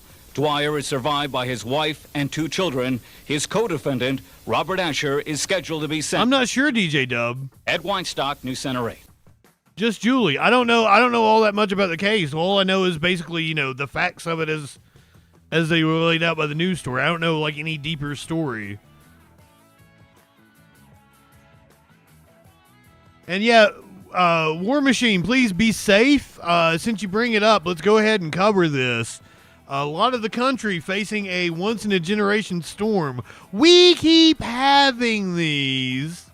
What authorities are calling a multi-day, life-threatening storm across multiple states, from Texas all the way up to Michigan and then moving east. Dragonfly, if you want to make requests, that's on Friday night for music videos, or you need to, throw 10 gift subs at me, and then I'll let you do whatever you want.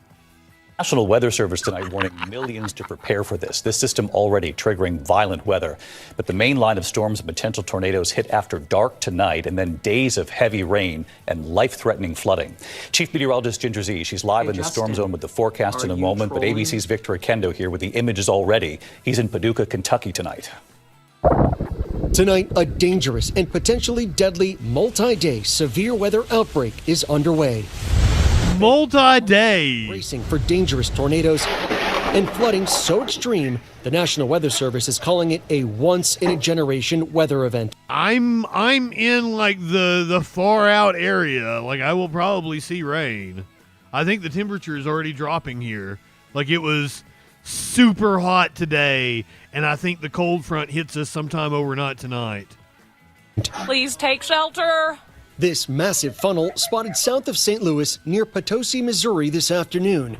This doorbell camera catching a pre-dawn transformer explosion as tornado-warned storms moved into Owasso, Oklahoma, just outside Tulsa. Torrents of rain inundating drivers. This neighborhood hit hard. Trees, fences, and multiple homes heavily damaged.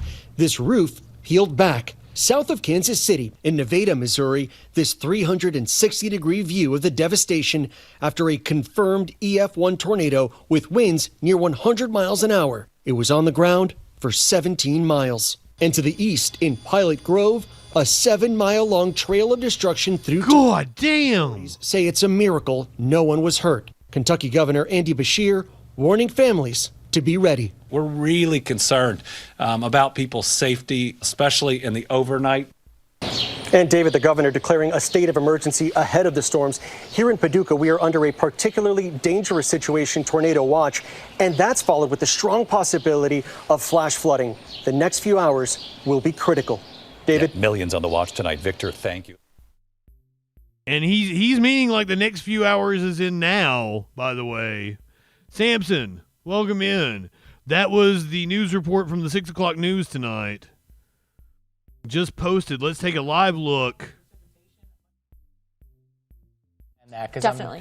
This is in Paducah. It's not very often you see the precip This is live currently. You've clearly got some kind of precip going on over here, and then this huge area of precip over here, and this is kind of... You can see the map. It extends all the way from what is... I mean, that's East Texas. Some kind of right path because who's all the way up into Ohio and northern Indiana. Location as well. So I'm not exactly sure where this camera is. Just in. Good Lord. Paducah proper. What a line of storms. It would be looking probably southwest after the storm. Look fine. It's so hard to say at this point, but definitely if you are in Paducah, I would say shelter in place because right now we're in this dead zone. We're in this dark zone because it's moving right over the radar site. And for those of you who may be a little bit confused, I'm going to talk to you about this really quickly while Ari kind of gathers some more information. A radar beam sends out its beam moving in this on a kind of like a positive sloping angle. And so everything immediately beneath that radar within a given mile or so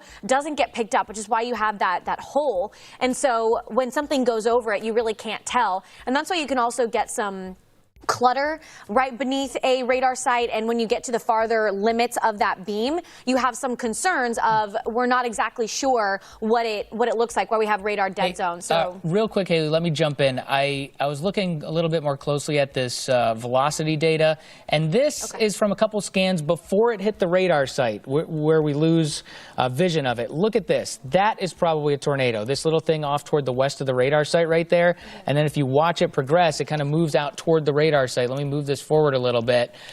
You know, you kind of lose it, but it's, I mean, I think at that point when it was just west of the radar site, it was a tornado. I think that's pretty highly likely. So again, western Paducah, you guys really, really need to be in your tornado shelter or your safe spot right now. Futrell, Chili's, God, I'm sure I'm saying all these towns wrong. I'm sorry, but it's approaching I-20. Chile. It's pronounced Chile. Quick break. We'll be right back.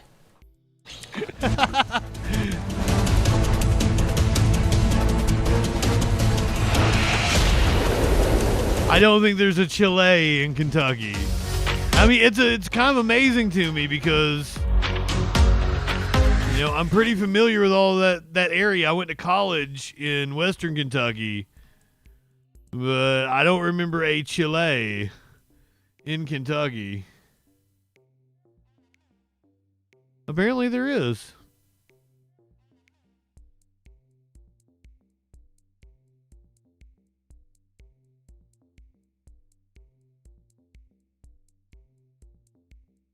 Sorry, I'm like trolling people on Twitter.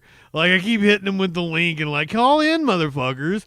All you guys want to dogpile and call me stupid. Fucking come here and prove I'm stupid. Come on. You ain't got the balls. You can't stand toe-to-toe with me. Me and my shiny dick.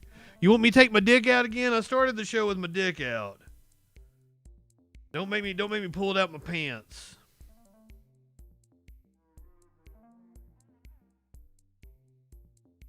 Objectively me, Sparksaw, welcome in.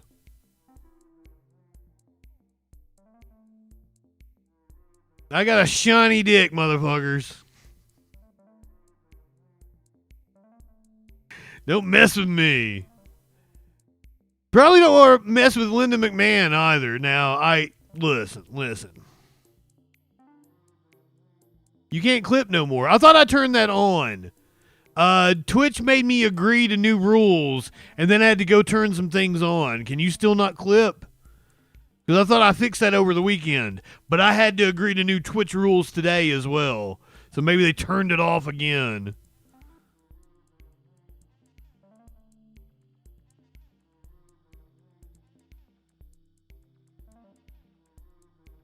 Of all the people you want to mess with, I probably wouldn't want to mess with Linda McMahon. I don't like Linda McMahon at all. I think she's a horrible person. But you probably don't want to come for her. It's one of those things. Jamie Raskin is going to get it from Linda after he takes aim at her. Let me start with what I take to be the good news. First of all, Secretary McMahon met. It did disappear for a little bit. My colleagues and I have signed dozens of letters requesting meetings with different cabinet secretaries, and so we want to express our gratitude. Okay, so my student loans are being sold again. I just got that message. I haven't been paying. They're not even the same company that they were before the pandemic. So, like, I've just been ignoring them. But they're getting sold again. So, like, I'm not going to pay that shit. How many, like, fucking, it's not even the company I took the loan out from. Like, it's like 4 or 5 companies since. I don't give a shit you say you owe my debt. I didn't take a loan out with you. You can go fuck yourself. Fucking the Department of Education doesn't exist anymore. Gratitude to Secretary McMahon for meeting with us and hearing about the tremendous concerns that our constituents have all across America about what's taking place. The second bit of good news is that she reassured us multiple times that she plans to follow what federal law is. So I think that she doesn't want to end up in court being sued and struck down the way so many of the other departments and agencies have been struck down because they've just thrown caution to the winds and dismantled actual congressional rules and mandates that have been put in place for the people. So all of that is to the good. Now, we have the concern that there are decades-long bodies of law and precedent that have been built up in this institution to enforce the rights of families and kids all across America. Title I is a critical part of that. Title VI is a critical part of that. Title IX is a critical part of that. And so the idea of dismembering the department, which we understand predates Secretary McMahon, but the idea of dismembering the department and then parceling. And who's this guy? And departments does not give us a lot of confidence or hope in what. If they're gonna have David Byrne stand behind him, make him sing a song. What's happening, and we tried to express that. I think she did express that while there is a mandate to take down the Department of Education, there's Alien, good evening. Take down education, but we just want to make sure that that's not what's going to happen. And I think that that's the essence of the. I hear dismembering, and I think of my girl Taylor Shabusiness. She fucked herself with a dismembered penis. Literally, I guess that's where the song "Detachable Penis" comes from. Conflict here, and civil rights does become the crux of the controversy. So much of American history has been consumed with people fighting for the right to have their kids educated without racial discrimination. That's what Brown versus Board of Education is all about. That's what so much of the Civil Rights Act is all about. Fighting to make sure that kids with disabilities have a right to an individualized education plan and to get the services that they need. And we don't want this second Trump administration to be the moment where all of the progress that we've made in American history towards an equal and excellent education for everybody suddenly gets down the drain. And that's why we're here, and that's why we're I forget what her name is. This dialogue with Secretary McMahon and with her staff, and Congresswoman Hat, Frederica Wilson. Dialogue with her and make sure that all I had to do was Google Congresswoman Hat in America, rather than sink back to a time when whole parts of the population were just left out. Just a good way to end. Yeah. Next question. Yes, go ahead. I know that she said she would be guided by statues. I know you're encouraged by that. That was Raskin going after Linda. Linda, within like an hour of those remarks, see, like ABC still covering that press conference.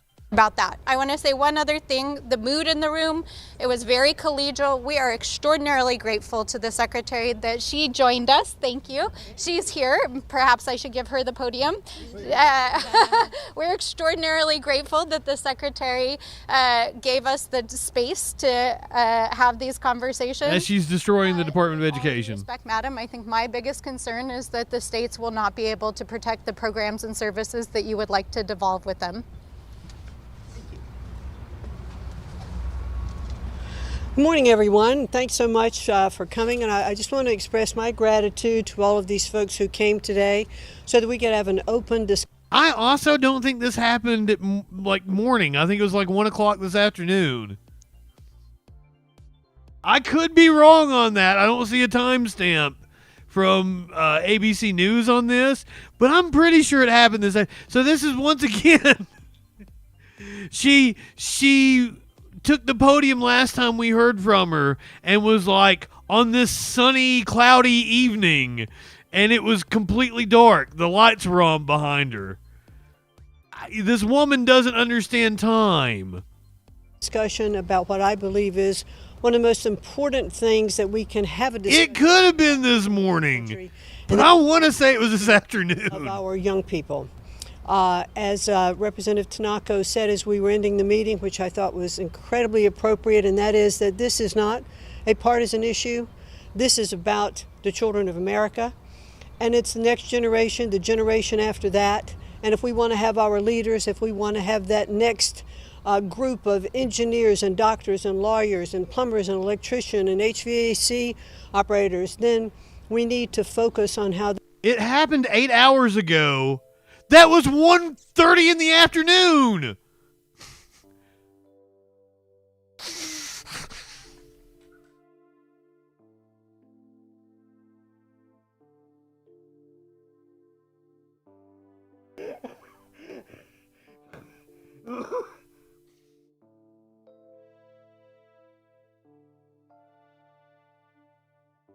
Every time we have heard this woman speak, I'm sorry, War Machine, it's really hot in here right now. I couldn't do the beanie time anymore.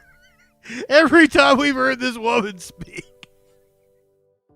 she has gotten the time that she is speaking completely wrong. They can best have their education. And I believe, and I know the president does believe this as well, the best education is that is closest to the child, where teachers and parents, local superintendents, working together and local school boards to develop the curriculum for those students is the best way that it can happen. Funding from the United States government will continue through the programs that have already been established, and I will look forward to continuing to work with members of Congress on both sides of the aisle, and I welcome the fact that these folks came today and expressed their concerns and shared in an open collegial format their concerns and how we can lead now to work more together. That's the way it ought to operate, and I'm very happy to have had them here. So I'm gonna let them answer the questions. I just wanted to come out and have. While you're here, can you just answer the question? When are you going to shut down this building? Well, we've had our discussions already. So thank you all very, very much for coming. Thank you all. So it was cordial. She's not answering the question when she's going to shut down the Department of Education. She doesn't know. She doesn't have a plan, and while she doesn't have a plan, they're continuing to look at firing people, reduction in RIFs, reduction in force, maybe doing it with a velvet glove. But punch her in the tit. Has the effect of an iron fist. That's not a reward like a titty slap though. A titty slap! Come on now.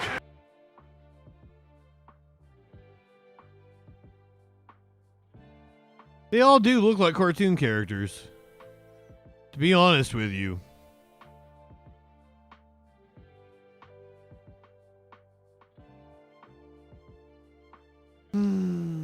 Last week, we covered Pam Bondi going after Jasmine Crockett. Jasmine Crockett speaking during a House committee hearing today because they can't conduct business on the floor because Mike Johnson shut that shit down like it's an illegitimate rape.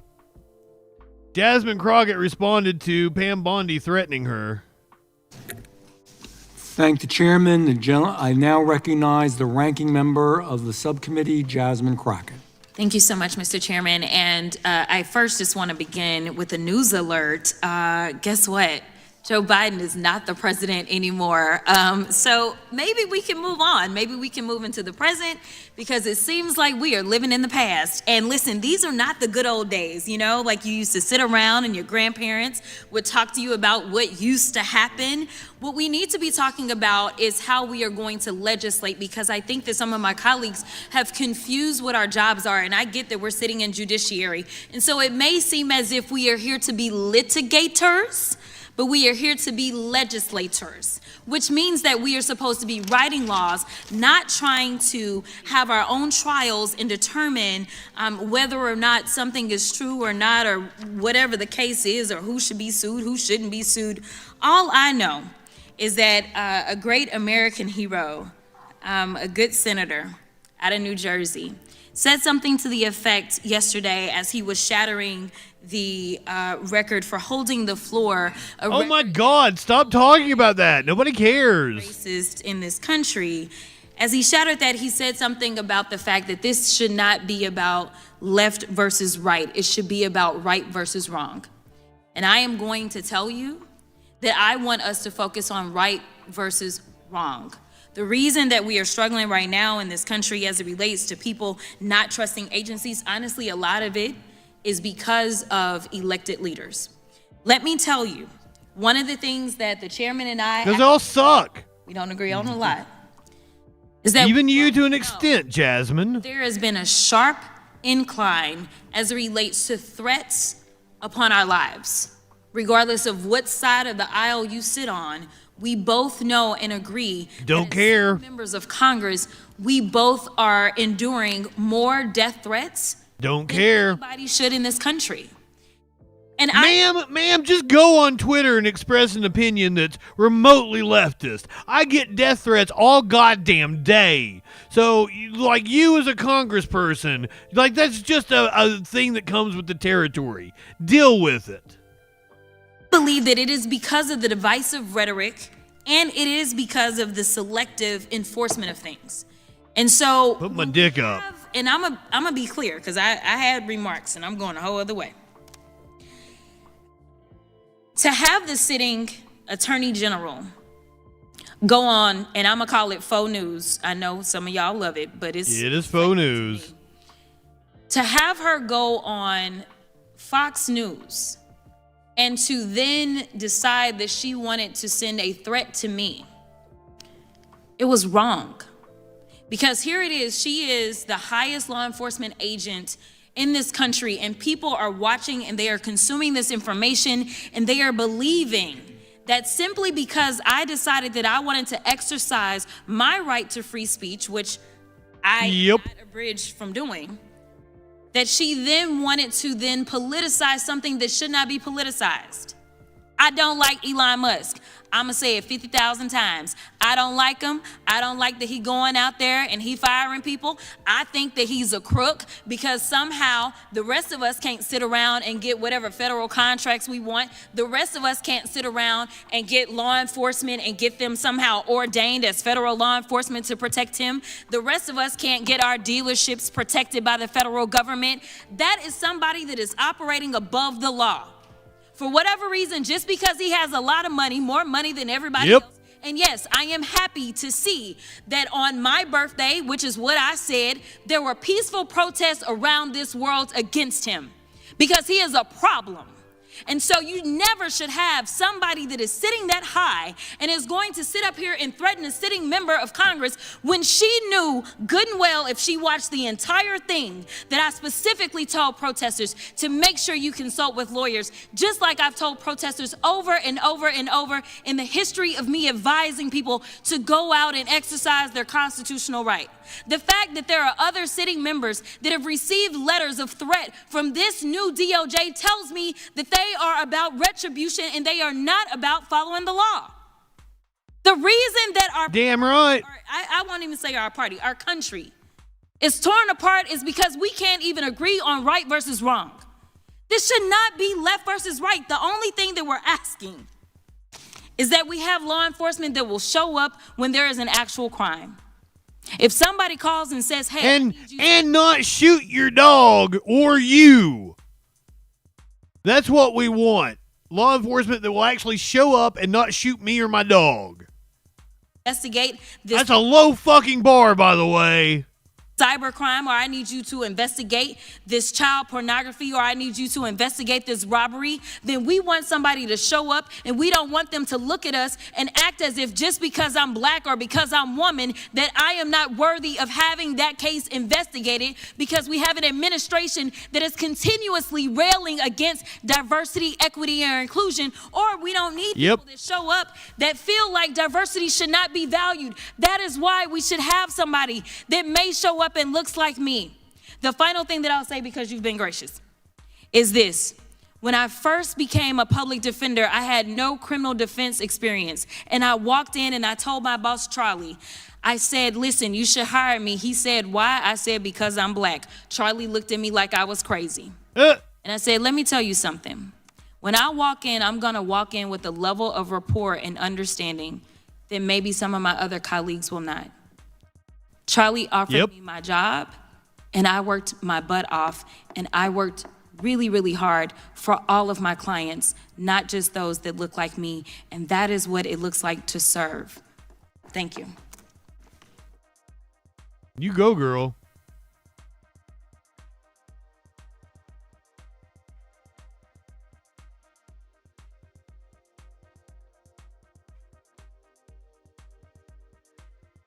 That was at the judiciary hearing on the Biden FBI. That's what that was. The judiciary hearing on the Biden FBI. Representative Hank Johnson grilled a Fox News contributor Now I'm going to during this hearing. The gentleman from Georgia. Thank you, Mr. Chairman, and thank you, Ranking Member. Mr. Parker, after... Mr. Porker. Or excuse me, Ms. Parker. After serving your country as a... I'm sorry, Miss Porker. For the FBI, you landed in a soft, cushy position as a paid contributor at none other than Fox News. Isn't that correct? Actually, that was not correct. When I initially left the FBI, you're not a contributor. I am at this point, but when I left the FBI, I was not initially a paid contributor for Fox. But you are a paid contributor now. Today I am, but when I left the FBI, I was not. And you get paid to create content at Fox News, isn't that correct? I get paid to speak the truth. So you create content at Fox News, don't you? Giving your view on things? That's content creation, isn't it? What I do is I speak the facts and I speak the truth based on my experience at the FBI. She looks like a Fox News contributor. Is that wrong of me? Is that wrong of me to say that? And you get paid to do that. I get paid to speak facts. What does a Fox News contributor look like? And are you on the clock? Are you on the clock right now? Am I on the clock right now? Yeah. No. You're not getting paid right now for being a lobbyist? No, sir.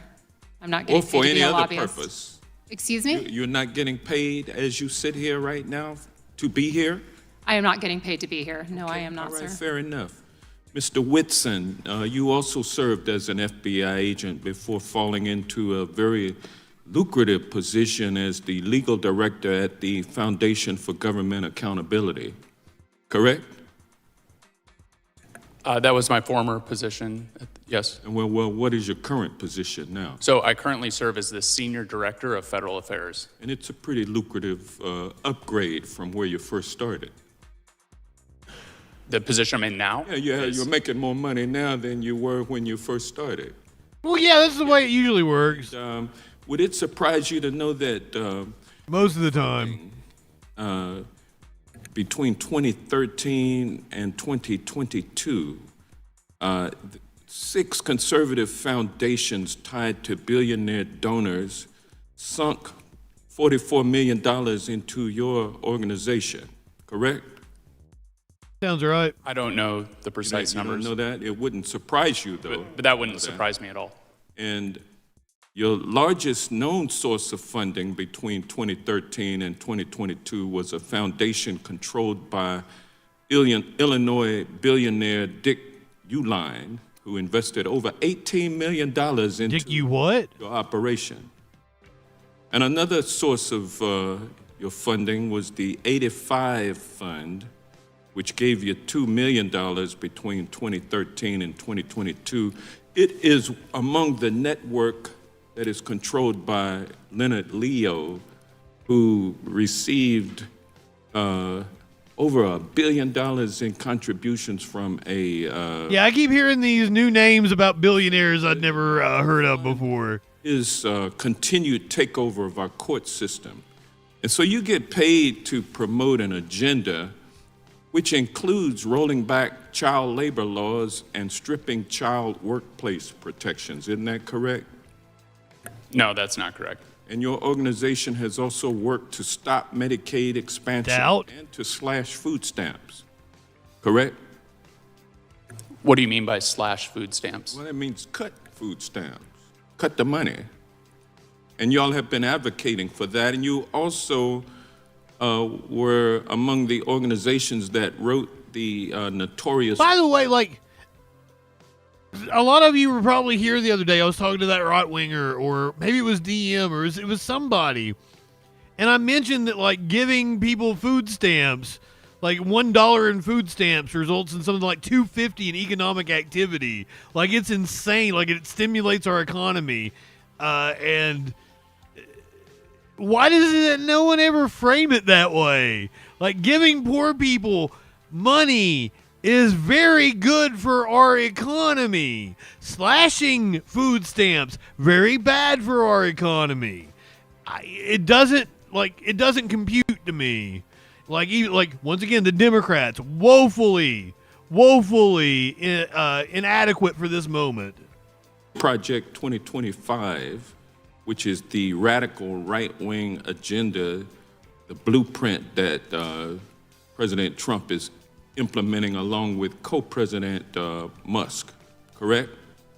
But like, it helps us all. It's so wild. And like, I was having a discussion with a so-called libertarian, and he's like, why should I care about other people's rights? And I'm like, if a fucking drag, or like, he was upset about trans people and drag story time hour or something. Like, if a trans person can't have a drag story time hour and not be accosted by Nazis, you've got no rights either, man. You've got to stand up for other people's rights to protect your own rights. You kept framing it like, why should I care? I'm selfish. I'm selfish. Do it for selfish reasons, you stupid fuck. I'm not aware of us writing anything in Project 2025. Now, Mr. Stout, your organization must be brand new, because I haven't been able to come up with anything on Reform the Bureau, which is the name of your outfit, correct? Yes, sir, that's correct. You just started it? I started in December. And have you been successful at recruiting any billionaire donors for your efforts? No, sir, I haven't. It's a grassroots level. So if I had more time, I would ask Dr. Hunt a question, because he's the only non-paid individual up here not promoting a right-wing agenda. But Ooh! So, gosh, I yield back. I thank the gentleman, and I will now recognize, just a word before that, probably most of the people who appear before us have to make a living somehow. That's okay. You have literal paid propagandists, you dipshit. That's what he was pointing out. Okay, we all get paid salaries or whatever. Not unusual, not scary. But it's a problem if your funding biases your outlook. You people know that in other situations. Like, say if you're the mayor of New York City and the government of Turkey is giving you millions of dollars. You're not acting on behalf of your constituents, you're acting on behalf of your pocketbook.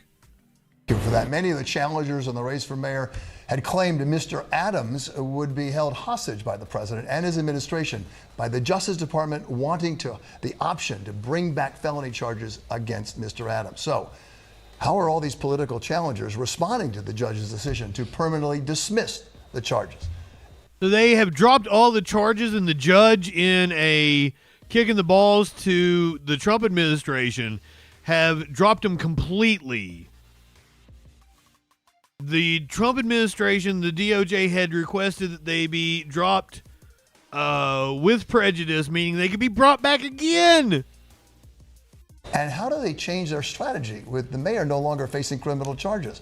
Will he be able, by the way, to raise the money that he needs? Lots to unpack tonight. Sonia Rincon, live at City Hall for us. Sonia.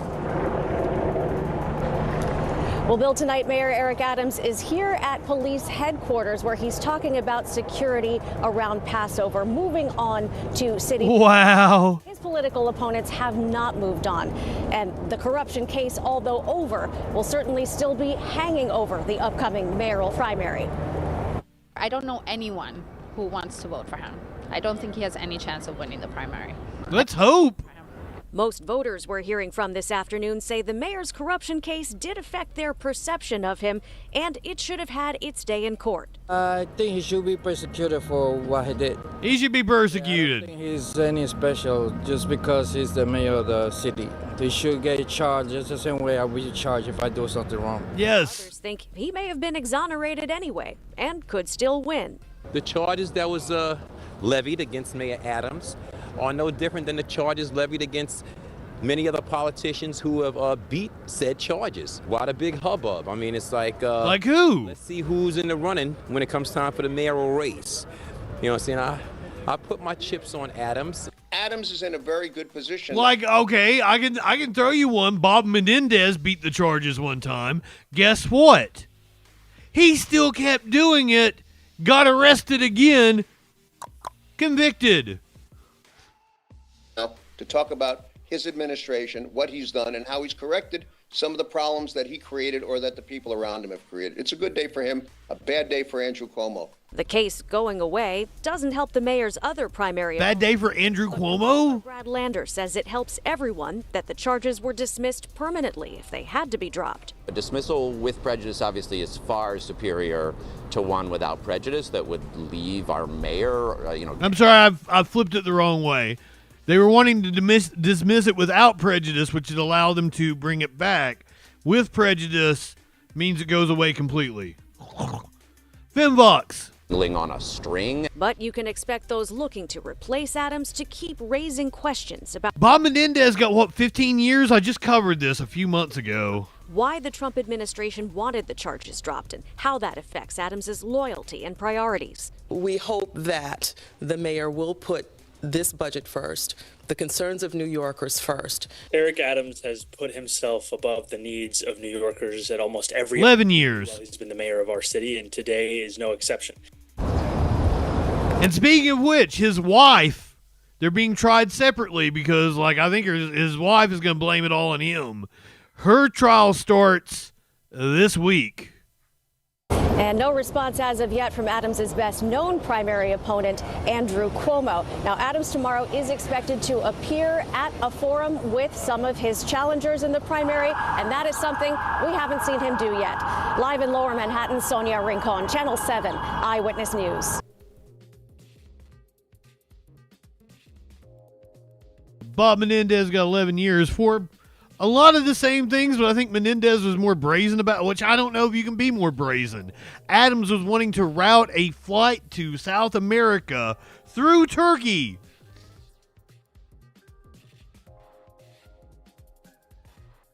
Bob Menendez was getting paid in gold bars. There's no shame with these motherfuckers. There's no shame. We need politicians to go pull a Bud Dwyer. We need a lot more to pull Bud Dwyers.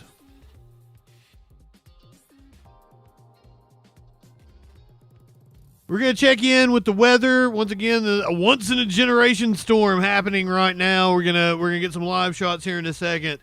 But I want to cover what happened, the aftermath of this other once-in-a-generation storm that happened just a few months ago. It devastated East Tennessee and western North Carolina. There is a company called Impact Plastics in East Tennessee.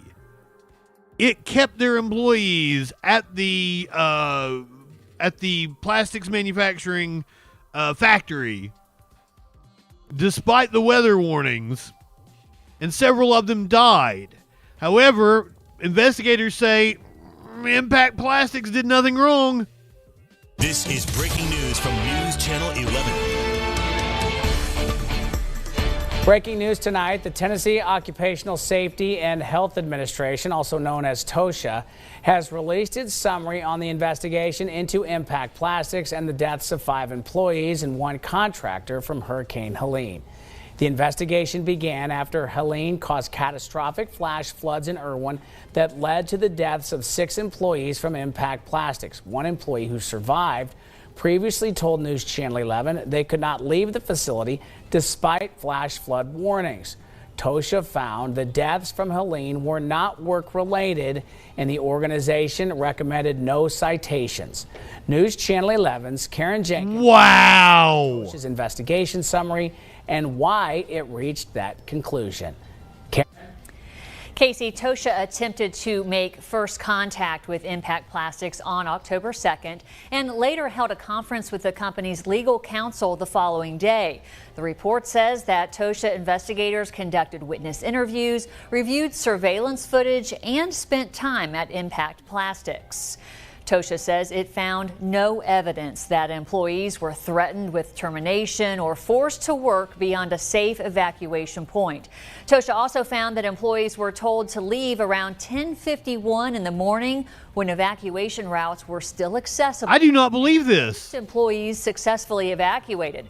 TOSHA said 5 management and office personnel stayed inside to secure business information, but evacuated on foot at 11:40 in the morning, and 1 later returned for unknown reasons.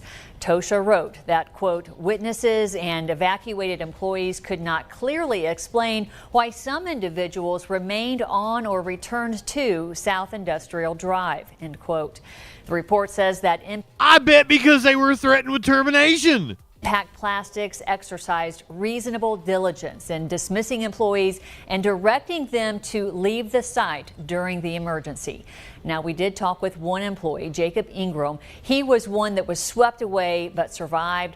He told me on the phone he was disappointed in the report but couldn't say more until he spoke to his attorney. And the company is still facing I think that was the place next to them, Flash. There was like another building next to it. Oh, hold on. What did she have anything else to say? A wrongful death lawsuit filed by the family of Johnny Peterson, who was killed while trying to rescue his colleagues from those floodwaters. Casey? So, yeah, let's talk about that wrongful death lawsuit. Let's see what they claim happened that day.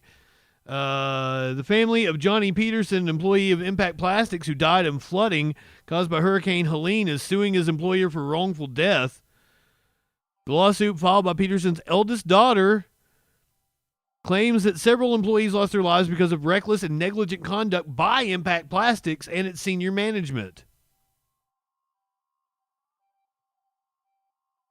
So the lawsuit states that Peterson and several other Impact Plastics employees received an email from CFO Susan Chambers on September 25th telling them to make sure Friday when you leave to turn off your computer since the power will be down over the weekend. The employees were surprised and upset by the email and by the general expectation that they show up for work on September 27th, with Hurricane Helene fast approaching their county. The filing goes on to say, Impact Plastics stayed open on September 27th to meet order deadlines it adds. As reported in Plastics Today earlier this month, when floodwaters began to submerge the company's parking lot on September 27th, management told employees to move their cars to higher ground, but when they asked a supervisor if they should evacuate, were allegedly told that the situation wasn't bad enough yet. The lawsuit goes into great detail, laying out a timeline of events at the factory via text messages and emails. Notably, despite rain leaking through the plant ceiling and pooling in many places throughout the factory floor, along with alerts from the Tennessee Emergency Management Agency urging all who could evacuate to flee to higher ground, Impact Plastics employees were not given permission to leave. Instead, they were only told that they could move their cars to higher ground portion of the parking lot, as shown in the photos taken by Impact Plastics employee. They were told to move their cars to higher ground.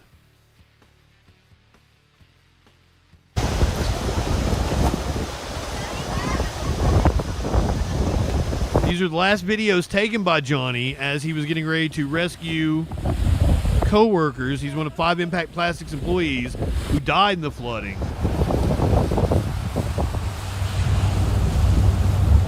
He apparently took these videos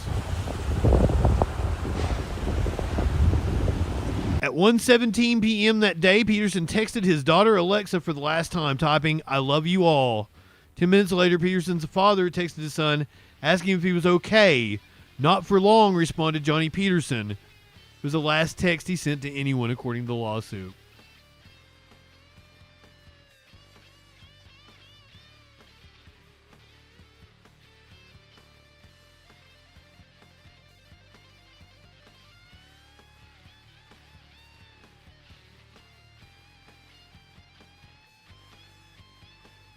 Impact Plastic has went under, by the way. Like, it is no longer a thing.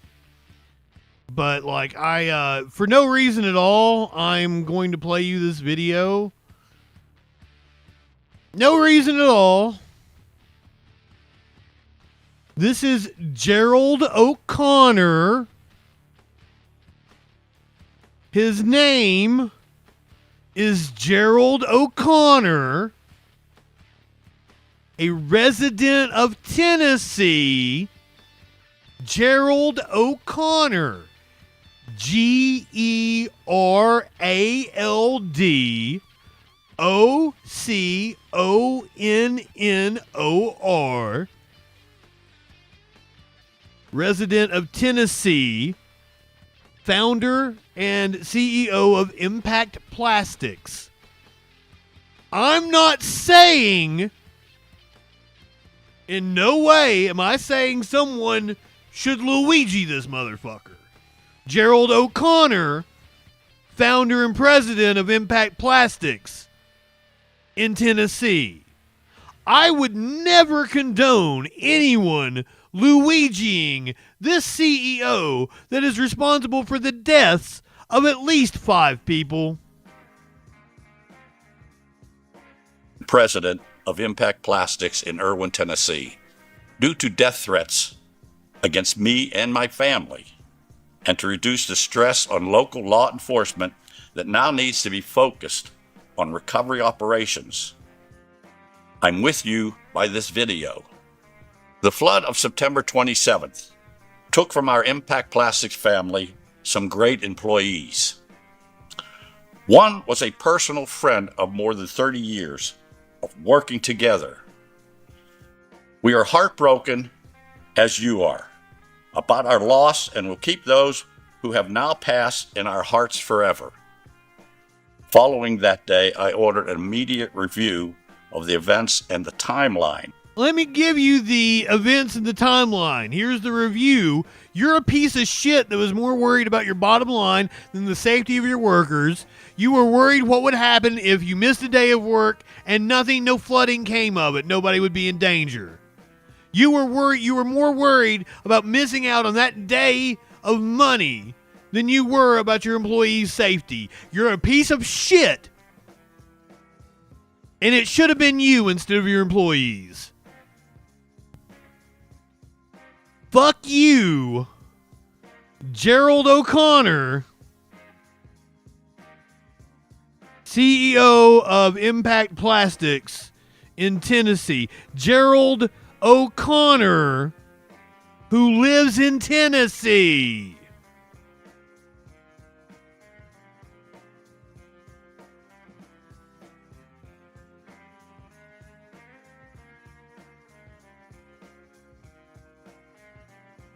These severe weather events are just going to be more and more common. We're going to have more and more incidents like this.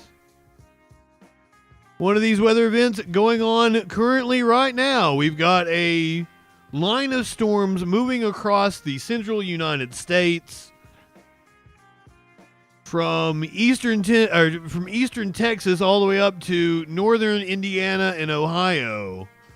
Let's take a live look at what's going on. Ari, this is a strong tornado with a horizontal vortex. This thing is at least an EF3. This is not weak. This is Lake City, Arkansas. Sorry, lightning just struck right next to me. Take shelter immediately. You see the radar down there? The line's moving across Memphis and West Tennessee.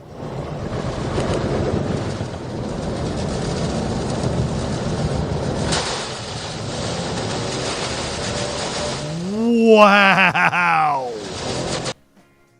Watching that video of Brandon Kopic intercepting a tornado in front of his screen, the second time through, it still doesn't change my perspective on how jaw-dropping that is. It's like I saw it for the first time. I mean, just terrifying to see what had happened. Now, it looks like that tornado moved over some homes, but after speaking with Brandon, it looks like it was just a little farther away from those homes, so hopefully there wasn't any significant damage to that particular area.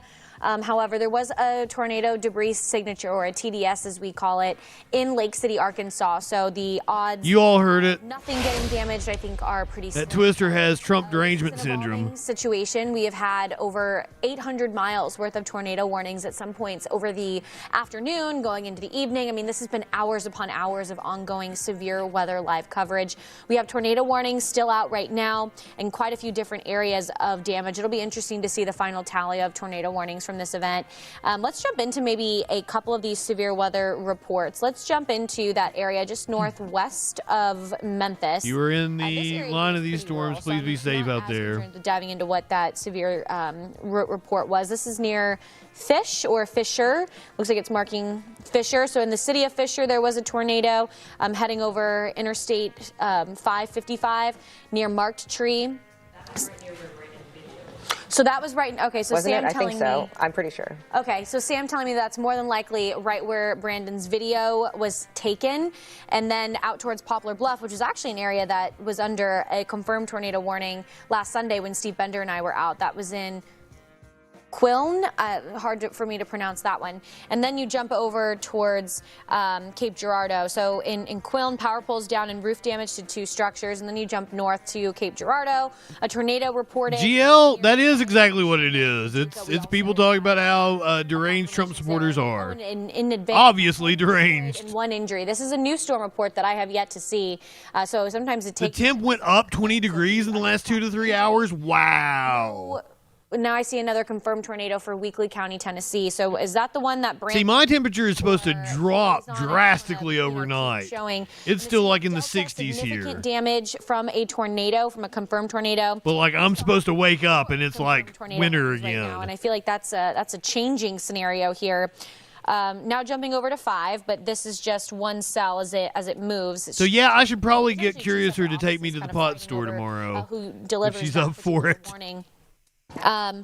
Really, what's unfortunate about this is it's a fair dealing line that's been moving south of Paducah. So right when one tornado and confirmed tornado goes away, the next one comes right back. So, yeah, look at this right here near Fair Dealing, just south of Fair Dealing, and I would say just west of Murray. So the 2 areas that I circled, maybe a little bit farther north here, we have got multiple areas of embedded circulation near Dukedom. Can we travel anonymously Dukedom really quick? Like what time periods? Signatures in from Murray and Dukedom. Just because I see that tightening on both of these areas, and what's unfortunate is they are traveling kind of in that same direction. So this is an interesting signature here. I'll be looking at it. It looks like near Dukedom we did have a tornado debris signature. At least that's what it looks like to me. Oh, and then if we back things out just a little bit near Palmersville, very strong rotation. Dukedom? And that to me is this area now. So that was in the past, and now this cell is continuing to progress, moving towards State Highway 97, out towards Highway 94. If you're in Murray, you need to be in your tornado safe place, especially if you live north of Murray as well. So Fairbanks, right now, I think you may have a tornado overhead. That is God damn. right in this moment. Oh, wow. Okay, so let's back up just a second. By the way, for you guys unaware, like, I don't even think we're in tornado season, are we? Looks like it starts in like a week or two? Towards Fairbanks. But this to me looks like... Like, this is late April, May kind of shit. At this point, though, sometimes it could be a few scans behind. So my guess is it's right. Also, Tornado Alley, if you'll notice, right through the has moved way up. Of this confirmed tornado box. But, you know, climate change isn't a thing. North into the secondary box. So we could have two confirmed tornadoes that are not very far away from each other. Which one is this? Is this Hey, quesadilla, we can't even get any fucking info from NOAA anymore. Yeah. Okay, you're looking at these two different areas wow. of potential rotation going on.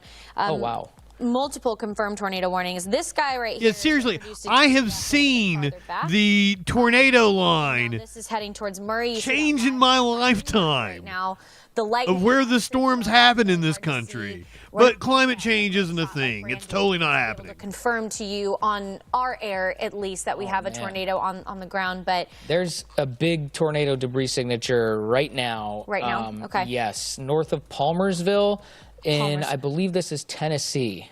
Yeah. It's right on the border between Tennessee and Kentucky, right? Yes. Yeah, that's south of Paducah. That is the. It is going to be amazing A lot more pronounced now with the latest scan. So to see how many tornadoes actually touch down tonight. my guess is that the debris signature Media winch from where the actual circulation is. So I would say it's welcome in, Michael. Welcome. Heading towards Protemus or Protemus. Yeah, saying you need to be in your tornado safe space sounds like DEI.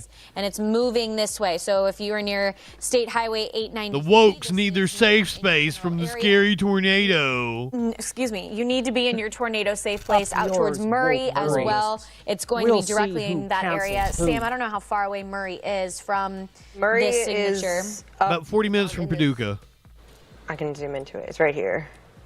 Right. Let's go back to this media winch. This video is wild. Following this storm for a long time, the lightning kind of lighting up the or illuminating the sky behind the storm. It's been very tough to tell whether that one has been able to drop a tornado or not. It's had a lowering for a while, meaning a wall cloud, but also pretty tough to tell if the wall cloud has been rotating on that one. So yeah, that's this is Brandon. He's actually up in Tennessee. Our exclusive storm tracker, Brandon Kopic. Look at the amount of lightning with this storm that he Yeah. You don't get tornadoes out in California. Tornado warnings that are active. That's not a thing. People about eastern Paducah. Before we went to break, I talked about how we had a tornado that was clear to see on radar. It went through the west side of Paducah, and then it lifted. Well, guess what? It has re-strengthened a little bit, and it's moving into Smithland right now. I was trying to get that wild video we watched when they first came back from break. And again, that's Brandon Kopic. I feel like it's right when they first came back. They showed like that really fucking cool video of the storm chasers. Let's check that out again. Yeah, why did you phrase it so Iowa-like?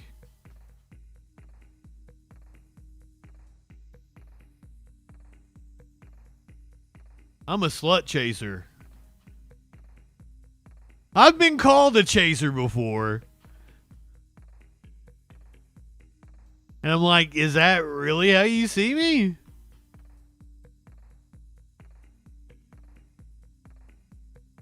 Is a live shot from, oh my gosh, that is a tiny monitor. What do we got here? That is Marion, Arkansas. That's where our exclusive storm tracker, Corey Gherkin, is right now. Corey Gherkin. Storm for a long time. The lightning kind of lighting up the, or illuminating the sky behind the storm. It's been very tough to tell whether that one has been able to drop a tornado or not. It's had a lowering for a while, meaning a wall. There's another name for a fruit fly. Some people call them a hag. This is Brandon. He's actually up in Tennessee. Our exclusive storm tracker, Brandon Kopic. Look at the amount of lightning with this storm that he is on right now. Unbelievable. We still have a lot of tornadoes. I wish I could say, okay, I've sucked enough dick that I get to say the word, right? I wish I could say it. Paducah. I say it on Twitter all the time. We had a tornado that was clear to see on radar. It went through the west side of Paducah. Sorry, I love it. It's a fun word. I like calling myself a theater. A little bit, and it's moving into Smithland right now. Because I was. A little bit of perspective here. And again, that's Brandon. But Twitch doesn't let me say it. You can go back to the time I got hate rated. Show people what I'm talking and the about. dude starts saying it, and I just start saying it back to him, and I don't even realize it. Circle that here. I'll hang out on Brandon's show. And like all of a sudden my stream's not here, and I'm like, this what? Is the area I'm talking about. So here's Paducah, and here is Smithland. So we're on the east side of Paducah, and on the... Did I miss that fucking video I wanted to show Media Winch? Did I go back They intensify. too far on the commercial break? History with this storm here. You go back in time, so it's clearly a tornado that was going over... Gotta get back in time. Let me just see if I can count. That's the video I wanted to show you. 5, 6, 7, 8. At one point, there were multiple tornadoes, it seemed like. And I think you're right. I mean, at least in my memory, I haven't really seen a 5 out of 5 coupled with a 4 out of 4 for the areas. Listen. It's this northeastern Arkansas. I don't know if you're a 4 out of 4, girl. That just is the magnet to the hell storms over the last couple of weeks. Another one like this, hopefully. It's okay, I've seen Twister. Let's check the velocities. Okay, I got a couple more stories to get with you guys before we get out of here.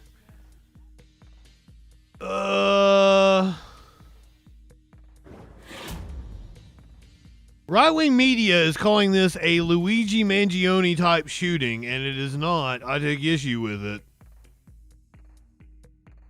Suspect in a deadly Walgreens shooting appeared in court today, but he shot an employee. He didn't shoot the owner of Walgreens. In the North Valley now, after a deadly and seemingly random shooting at a Madera Walgreens Monday, the journey for justice now begins. The suspect in Monday night's deadly shooting appeared in court for the first time today. Police say 30-year-old Narciso Fernandez traveled from Pixley to the Walgreens on Cleveland Avenue. There, they say he shot and killed store employee Eric Velasquez. Fernandez pleaded not guilty to murder and attempted murder charges today. If found guilty on those charges, he could face life in prison. Fernandez is scheduled back in court on Friday. Not only was his killing nothing like Luigi's, he's not very attractive, sorry. I wouldn't fuck him.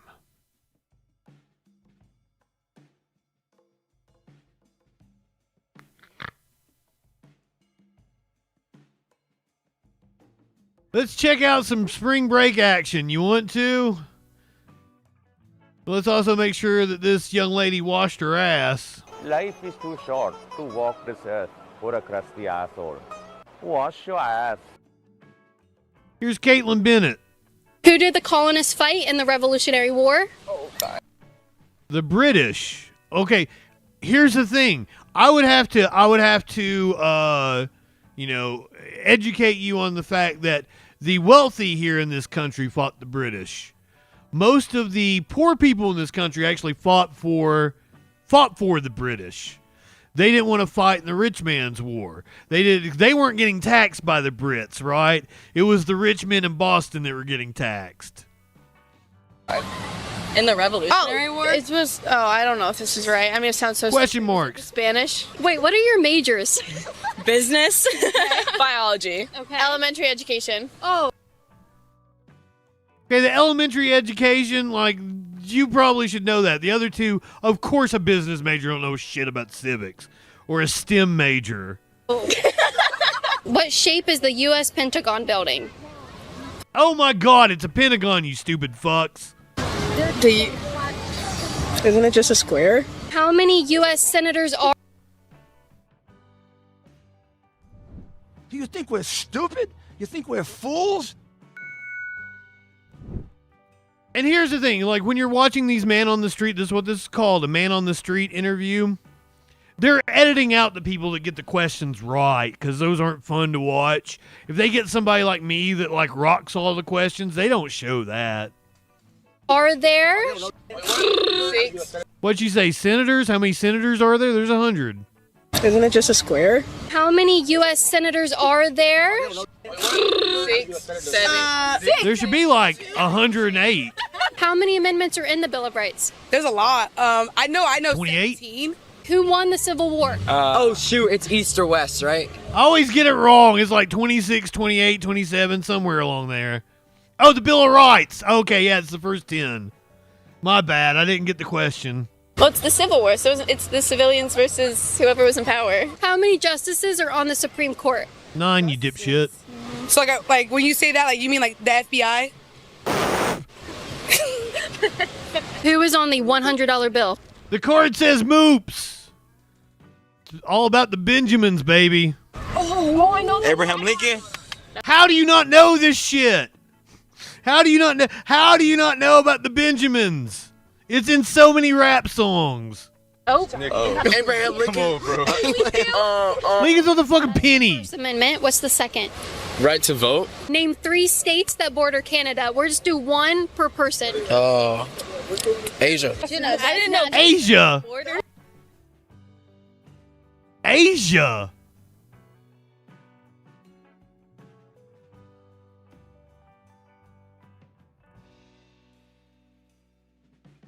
Asia.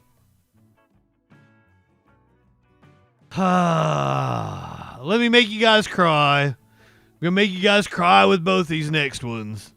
It'll be good cry, I guess.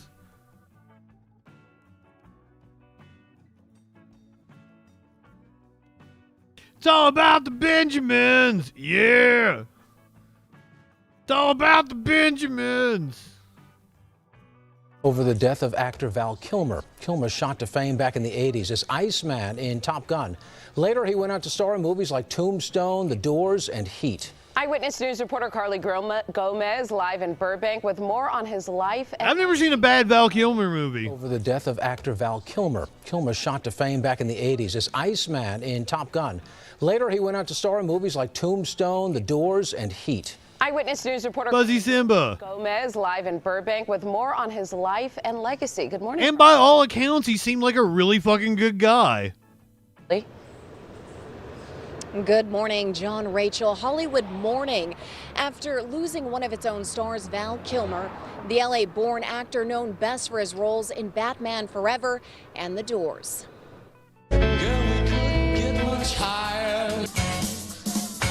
Well, get out on that floor and hit that drug tonight. You want to know who the best is? That's him, Iceman.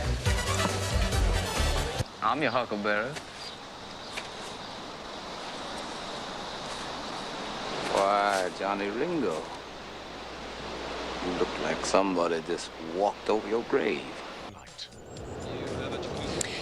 Kilmer came onto the scene in the 80s with comedies like Real Genius and Top Secret. His career took off in the mid-80s to 90s, playing rock star Jim Morrison in The Doors and Iceman in Top Gun opposite Tom Cruise. He would later reprise that role in Top Gun Maverick, marking his final film before his death. One thing about when you look at the career of Val Kilmer is you kind of have to look back and remember where he came from. He came out of the New York theater scene. And part of that... I didn't know he was in Maverick. Like, is he just like a cameo or something? Because, like, he couldn't talk. He hasn't been able to talk for years, hasn't he? Led to some very eccentric choices. Look, he was a very good-looking guy, and he was clearly very talented. So, of course, he's the sort of person who gets picked up by Hollywood early in his career, and that was part of the burden, I think. I've never seen The Saint, Ponder Monkey. Unusual things, or he made unusual choices. In the Doors movie from Oliver Stone, for instance, he does the vast majority of the singing when you hear it. So, for the most part, he is Jim Morrison. Other big hits for Kilmer included Tombstone, Heat, Batman Forever, and Kiss Kiss Bang Bang. Despite his success, the second half of his career fell short. Kilmer was diagnosed with throat cancer in 2014 with a procedure, leaving him short of breath and with a raspy voice. However, Kilmer continued to act with his voice dubbed over by other actors. Val Kilmer died at the age of 65. I didn't know that. His daughter says the cause of death was pneumonia. Live in Burbank, Carly Gomez, ABC 7 Eyewitness News. And hey, Batman Forever, like, he's not the problem with that movie. Like, there's a lot of good things going on in that movie, and Val Kilmer is one of them. He would have made a fantastic Batman if it had been a little bit different writing. Like, I could take that movie and those actors and everything, make a fantastic Batman movie. Probably not the movie that the studio wanted, though. The studio wanted something more like the 50s TV show as opposed to... there's nothing wrong. Well, I mean, Batman Forever is perfectly fine. Batman and Robin, really fucking bad. Really. I've never made it through it. I haven't even been able to make it through Batman and Robin with Kevin Smith's commentary over it. I've tried to do that. I can't do it. It's just that bad of a movie.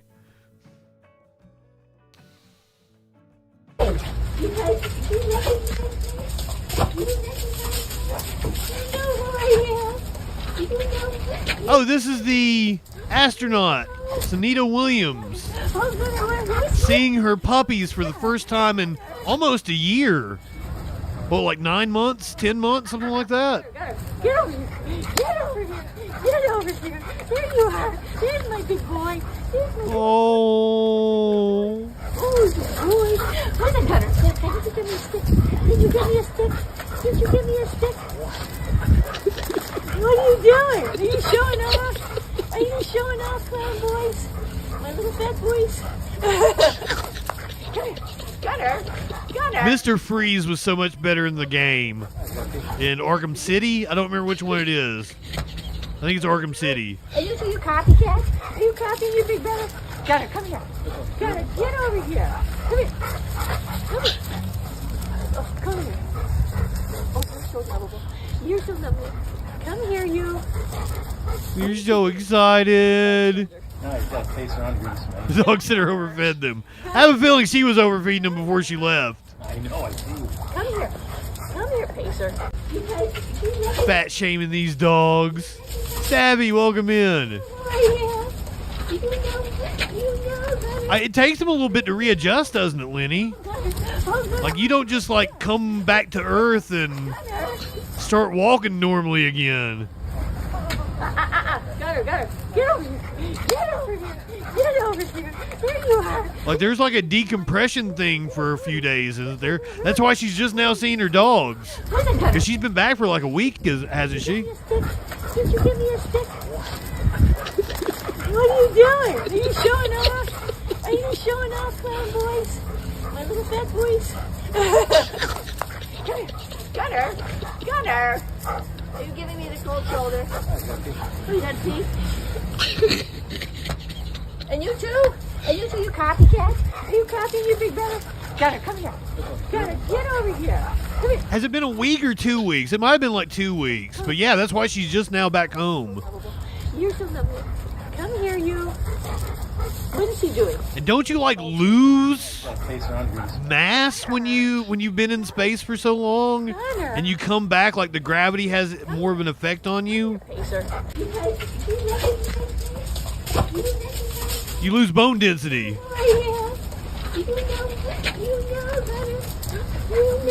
Yeah, so she might even be feeling like more of an old lady than what she was already feeling like. Which, I mean, she's probably in excellent shape to have been in space. Gunner, get over here. Get over here. Get over here. There you are. There's my big boy. Oh, the puppies are so happy to see her. She's so happy to see her puppies. That would be the thing I'd miss the most. Did you give me a stick? What are you doing? I'd almost guarantee she's in better shape than me. My little fat boys? No doubt about it. Gunner. Yeah, I certainly don't exercise 2 hours a day. Twitch people, stick with me. We're going to watch some TV or listen to music. I don't know what we're going to do. We'll hang out for a little bit. Gunner, get over here. YouTube people, Rumble, podcast, Kick, all you people. Go ahead, light one up, tip one back. It's all right to have a little fun before we hit the sack. I'm JustinFREAKIN. We'll see you tomorrow night on the Troll Patrol, live. Gunner, Get over here. Get over here. Get over here. There you are. Now that all those losers are gone, what are you guys into? Where's my little brother? Oh, boy. Where's the gunner? The puppies. I think we're gonna watch something. What are you doing? Are you showing up? They're not losers. I love all the people over on the other platforms. Gunner. All right. Cold shoulder. Oh, you got pee? And you too, you copycat? Are you copying your big brother? Gunner, come here. I gotta pee real fast. I'm gonna leave you guys with some music and weather while I go pee. And then I got something special queued up. I got something special for you guys.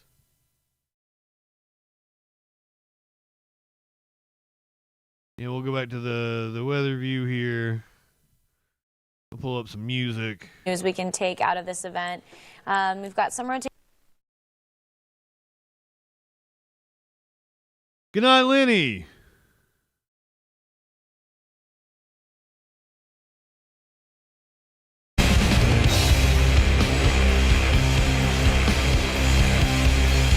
Flash, did you just send me the Twitch front page? I don't have a new police chase. I do have police chases. I always have police chases. Come on.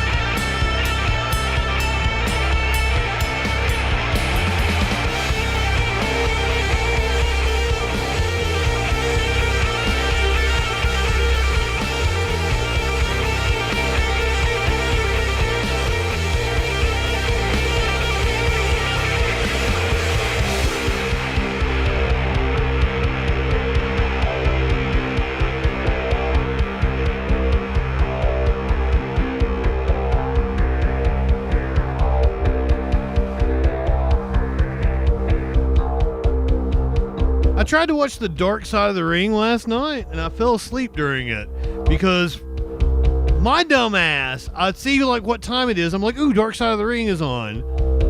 I can watch it live on TV because I really want to watch it instead of having to download it the next day. I can watch it like right now. So I popped on TV, but I forgot how much I absolutely hate commercials. And during like the second commercial break, like my eyes just kind of glazed over and I fell asleep. I woke up and it was over. Like, fuck. If I downloaded, I could have watched that with you guys right now. Where am I in relation to this mess? It's heading my way, but it doesn't get here until like tomorrow or overnight tomorrow night.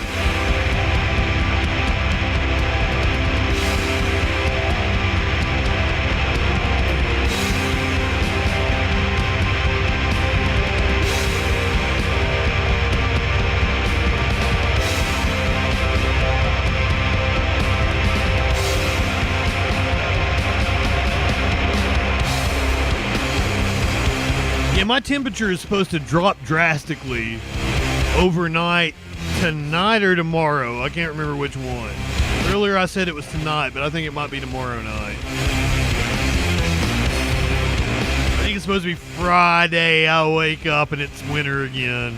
And I'm not looking forward to it.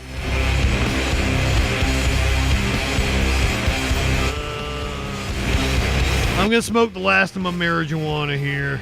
I got like one bowl left.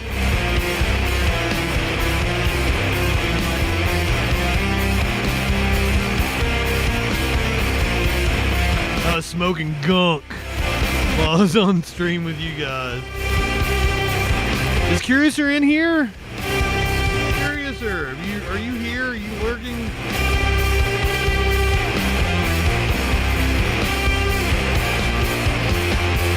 you be down to go to the pot store with me in the morning?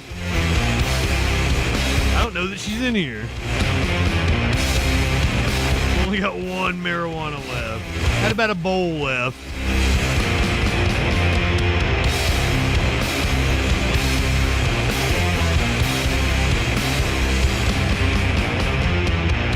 Well, I say it sometimes.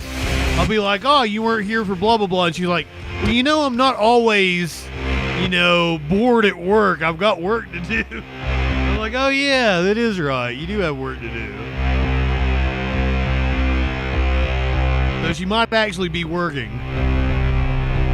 That's a thing that happens.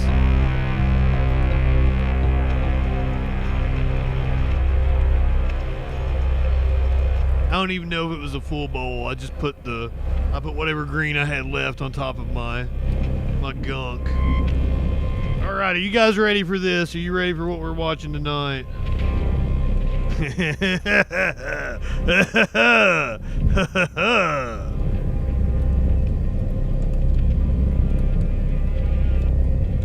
I've been trying to play you guys some mindfuck TV shows.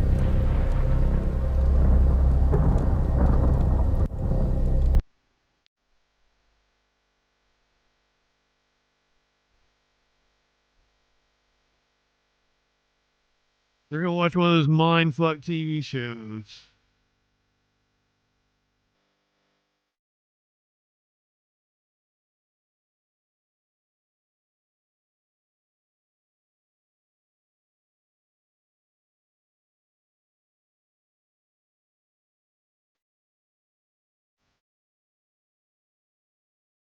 I don't think any of you were prepared for what you're getting ready to witness. And that's what I love about doing shit like this.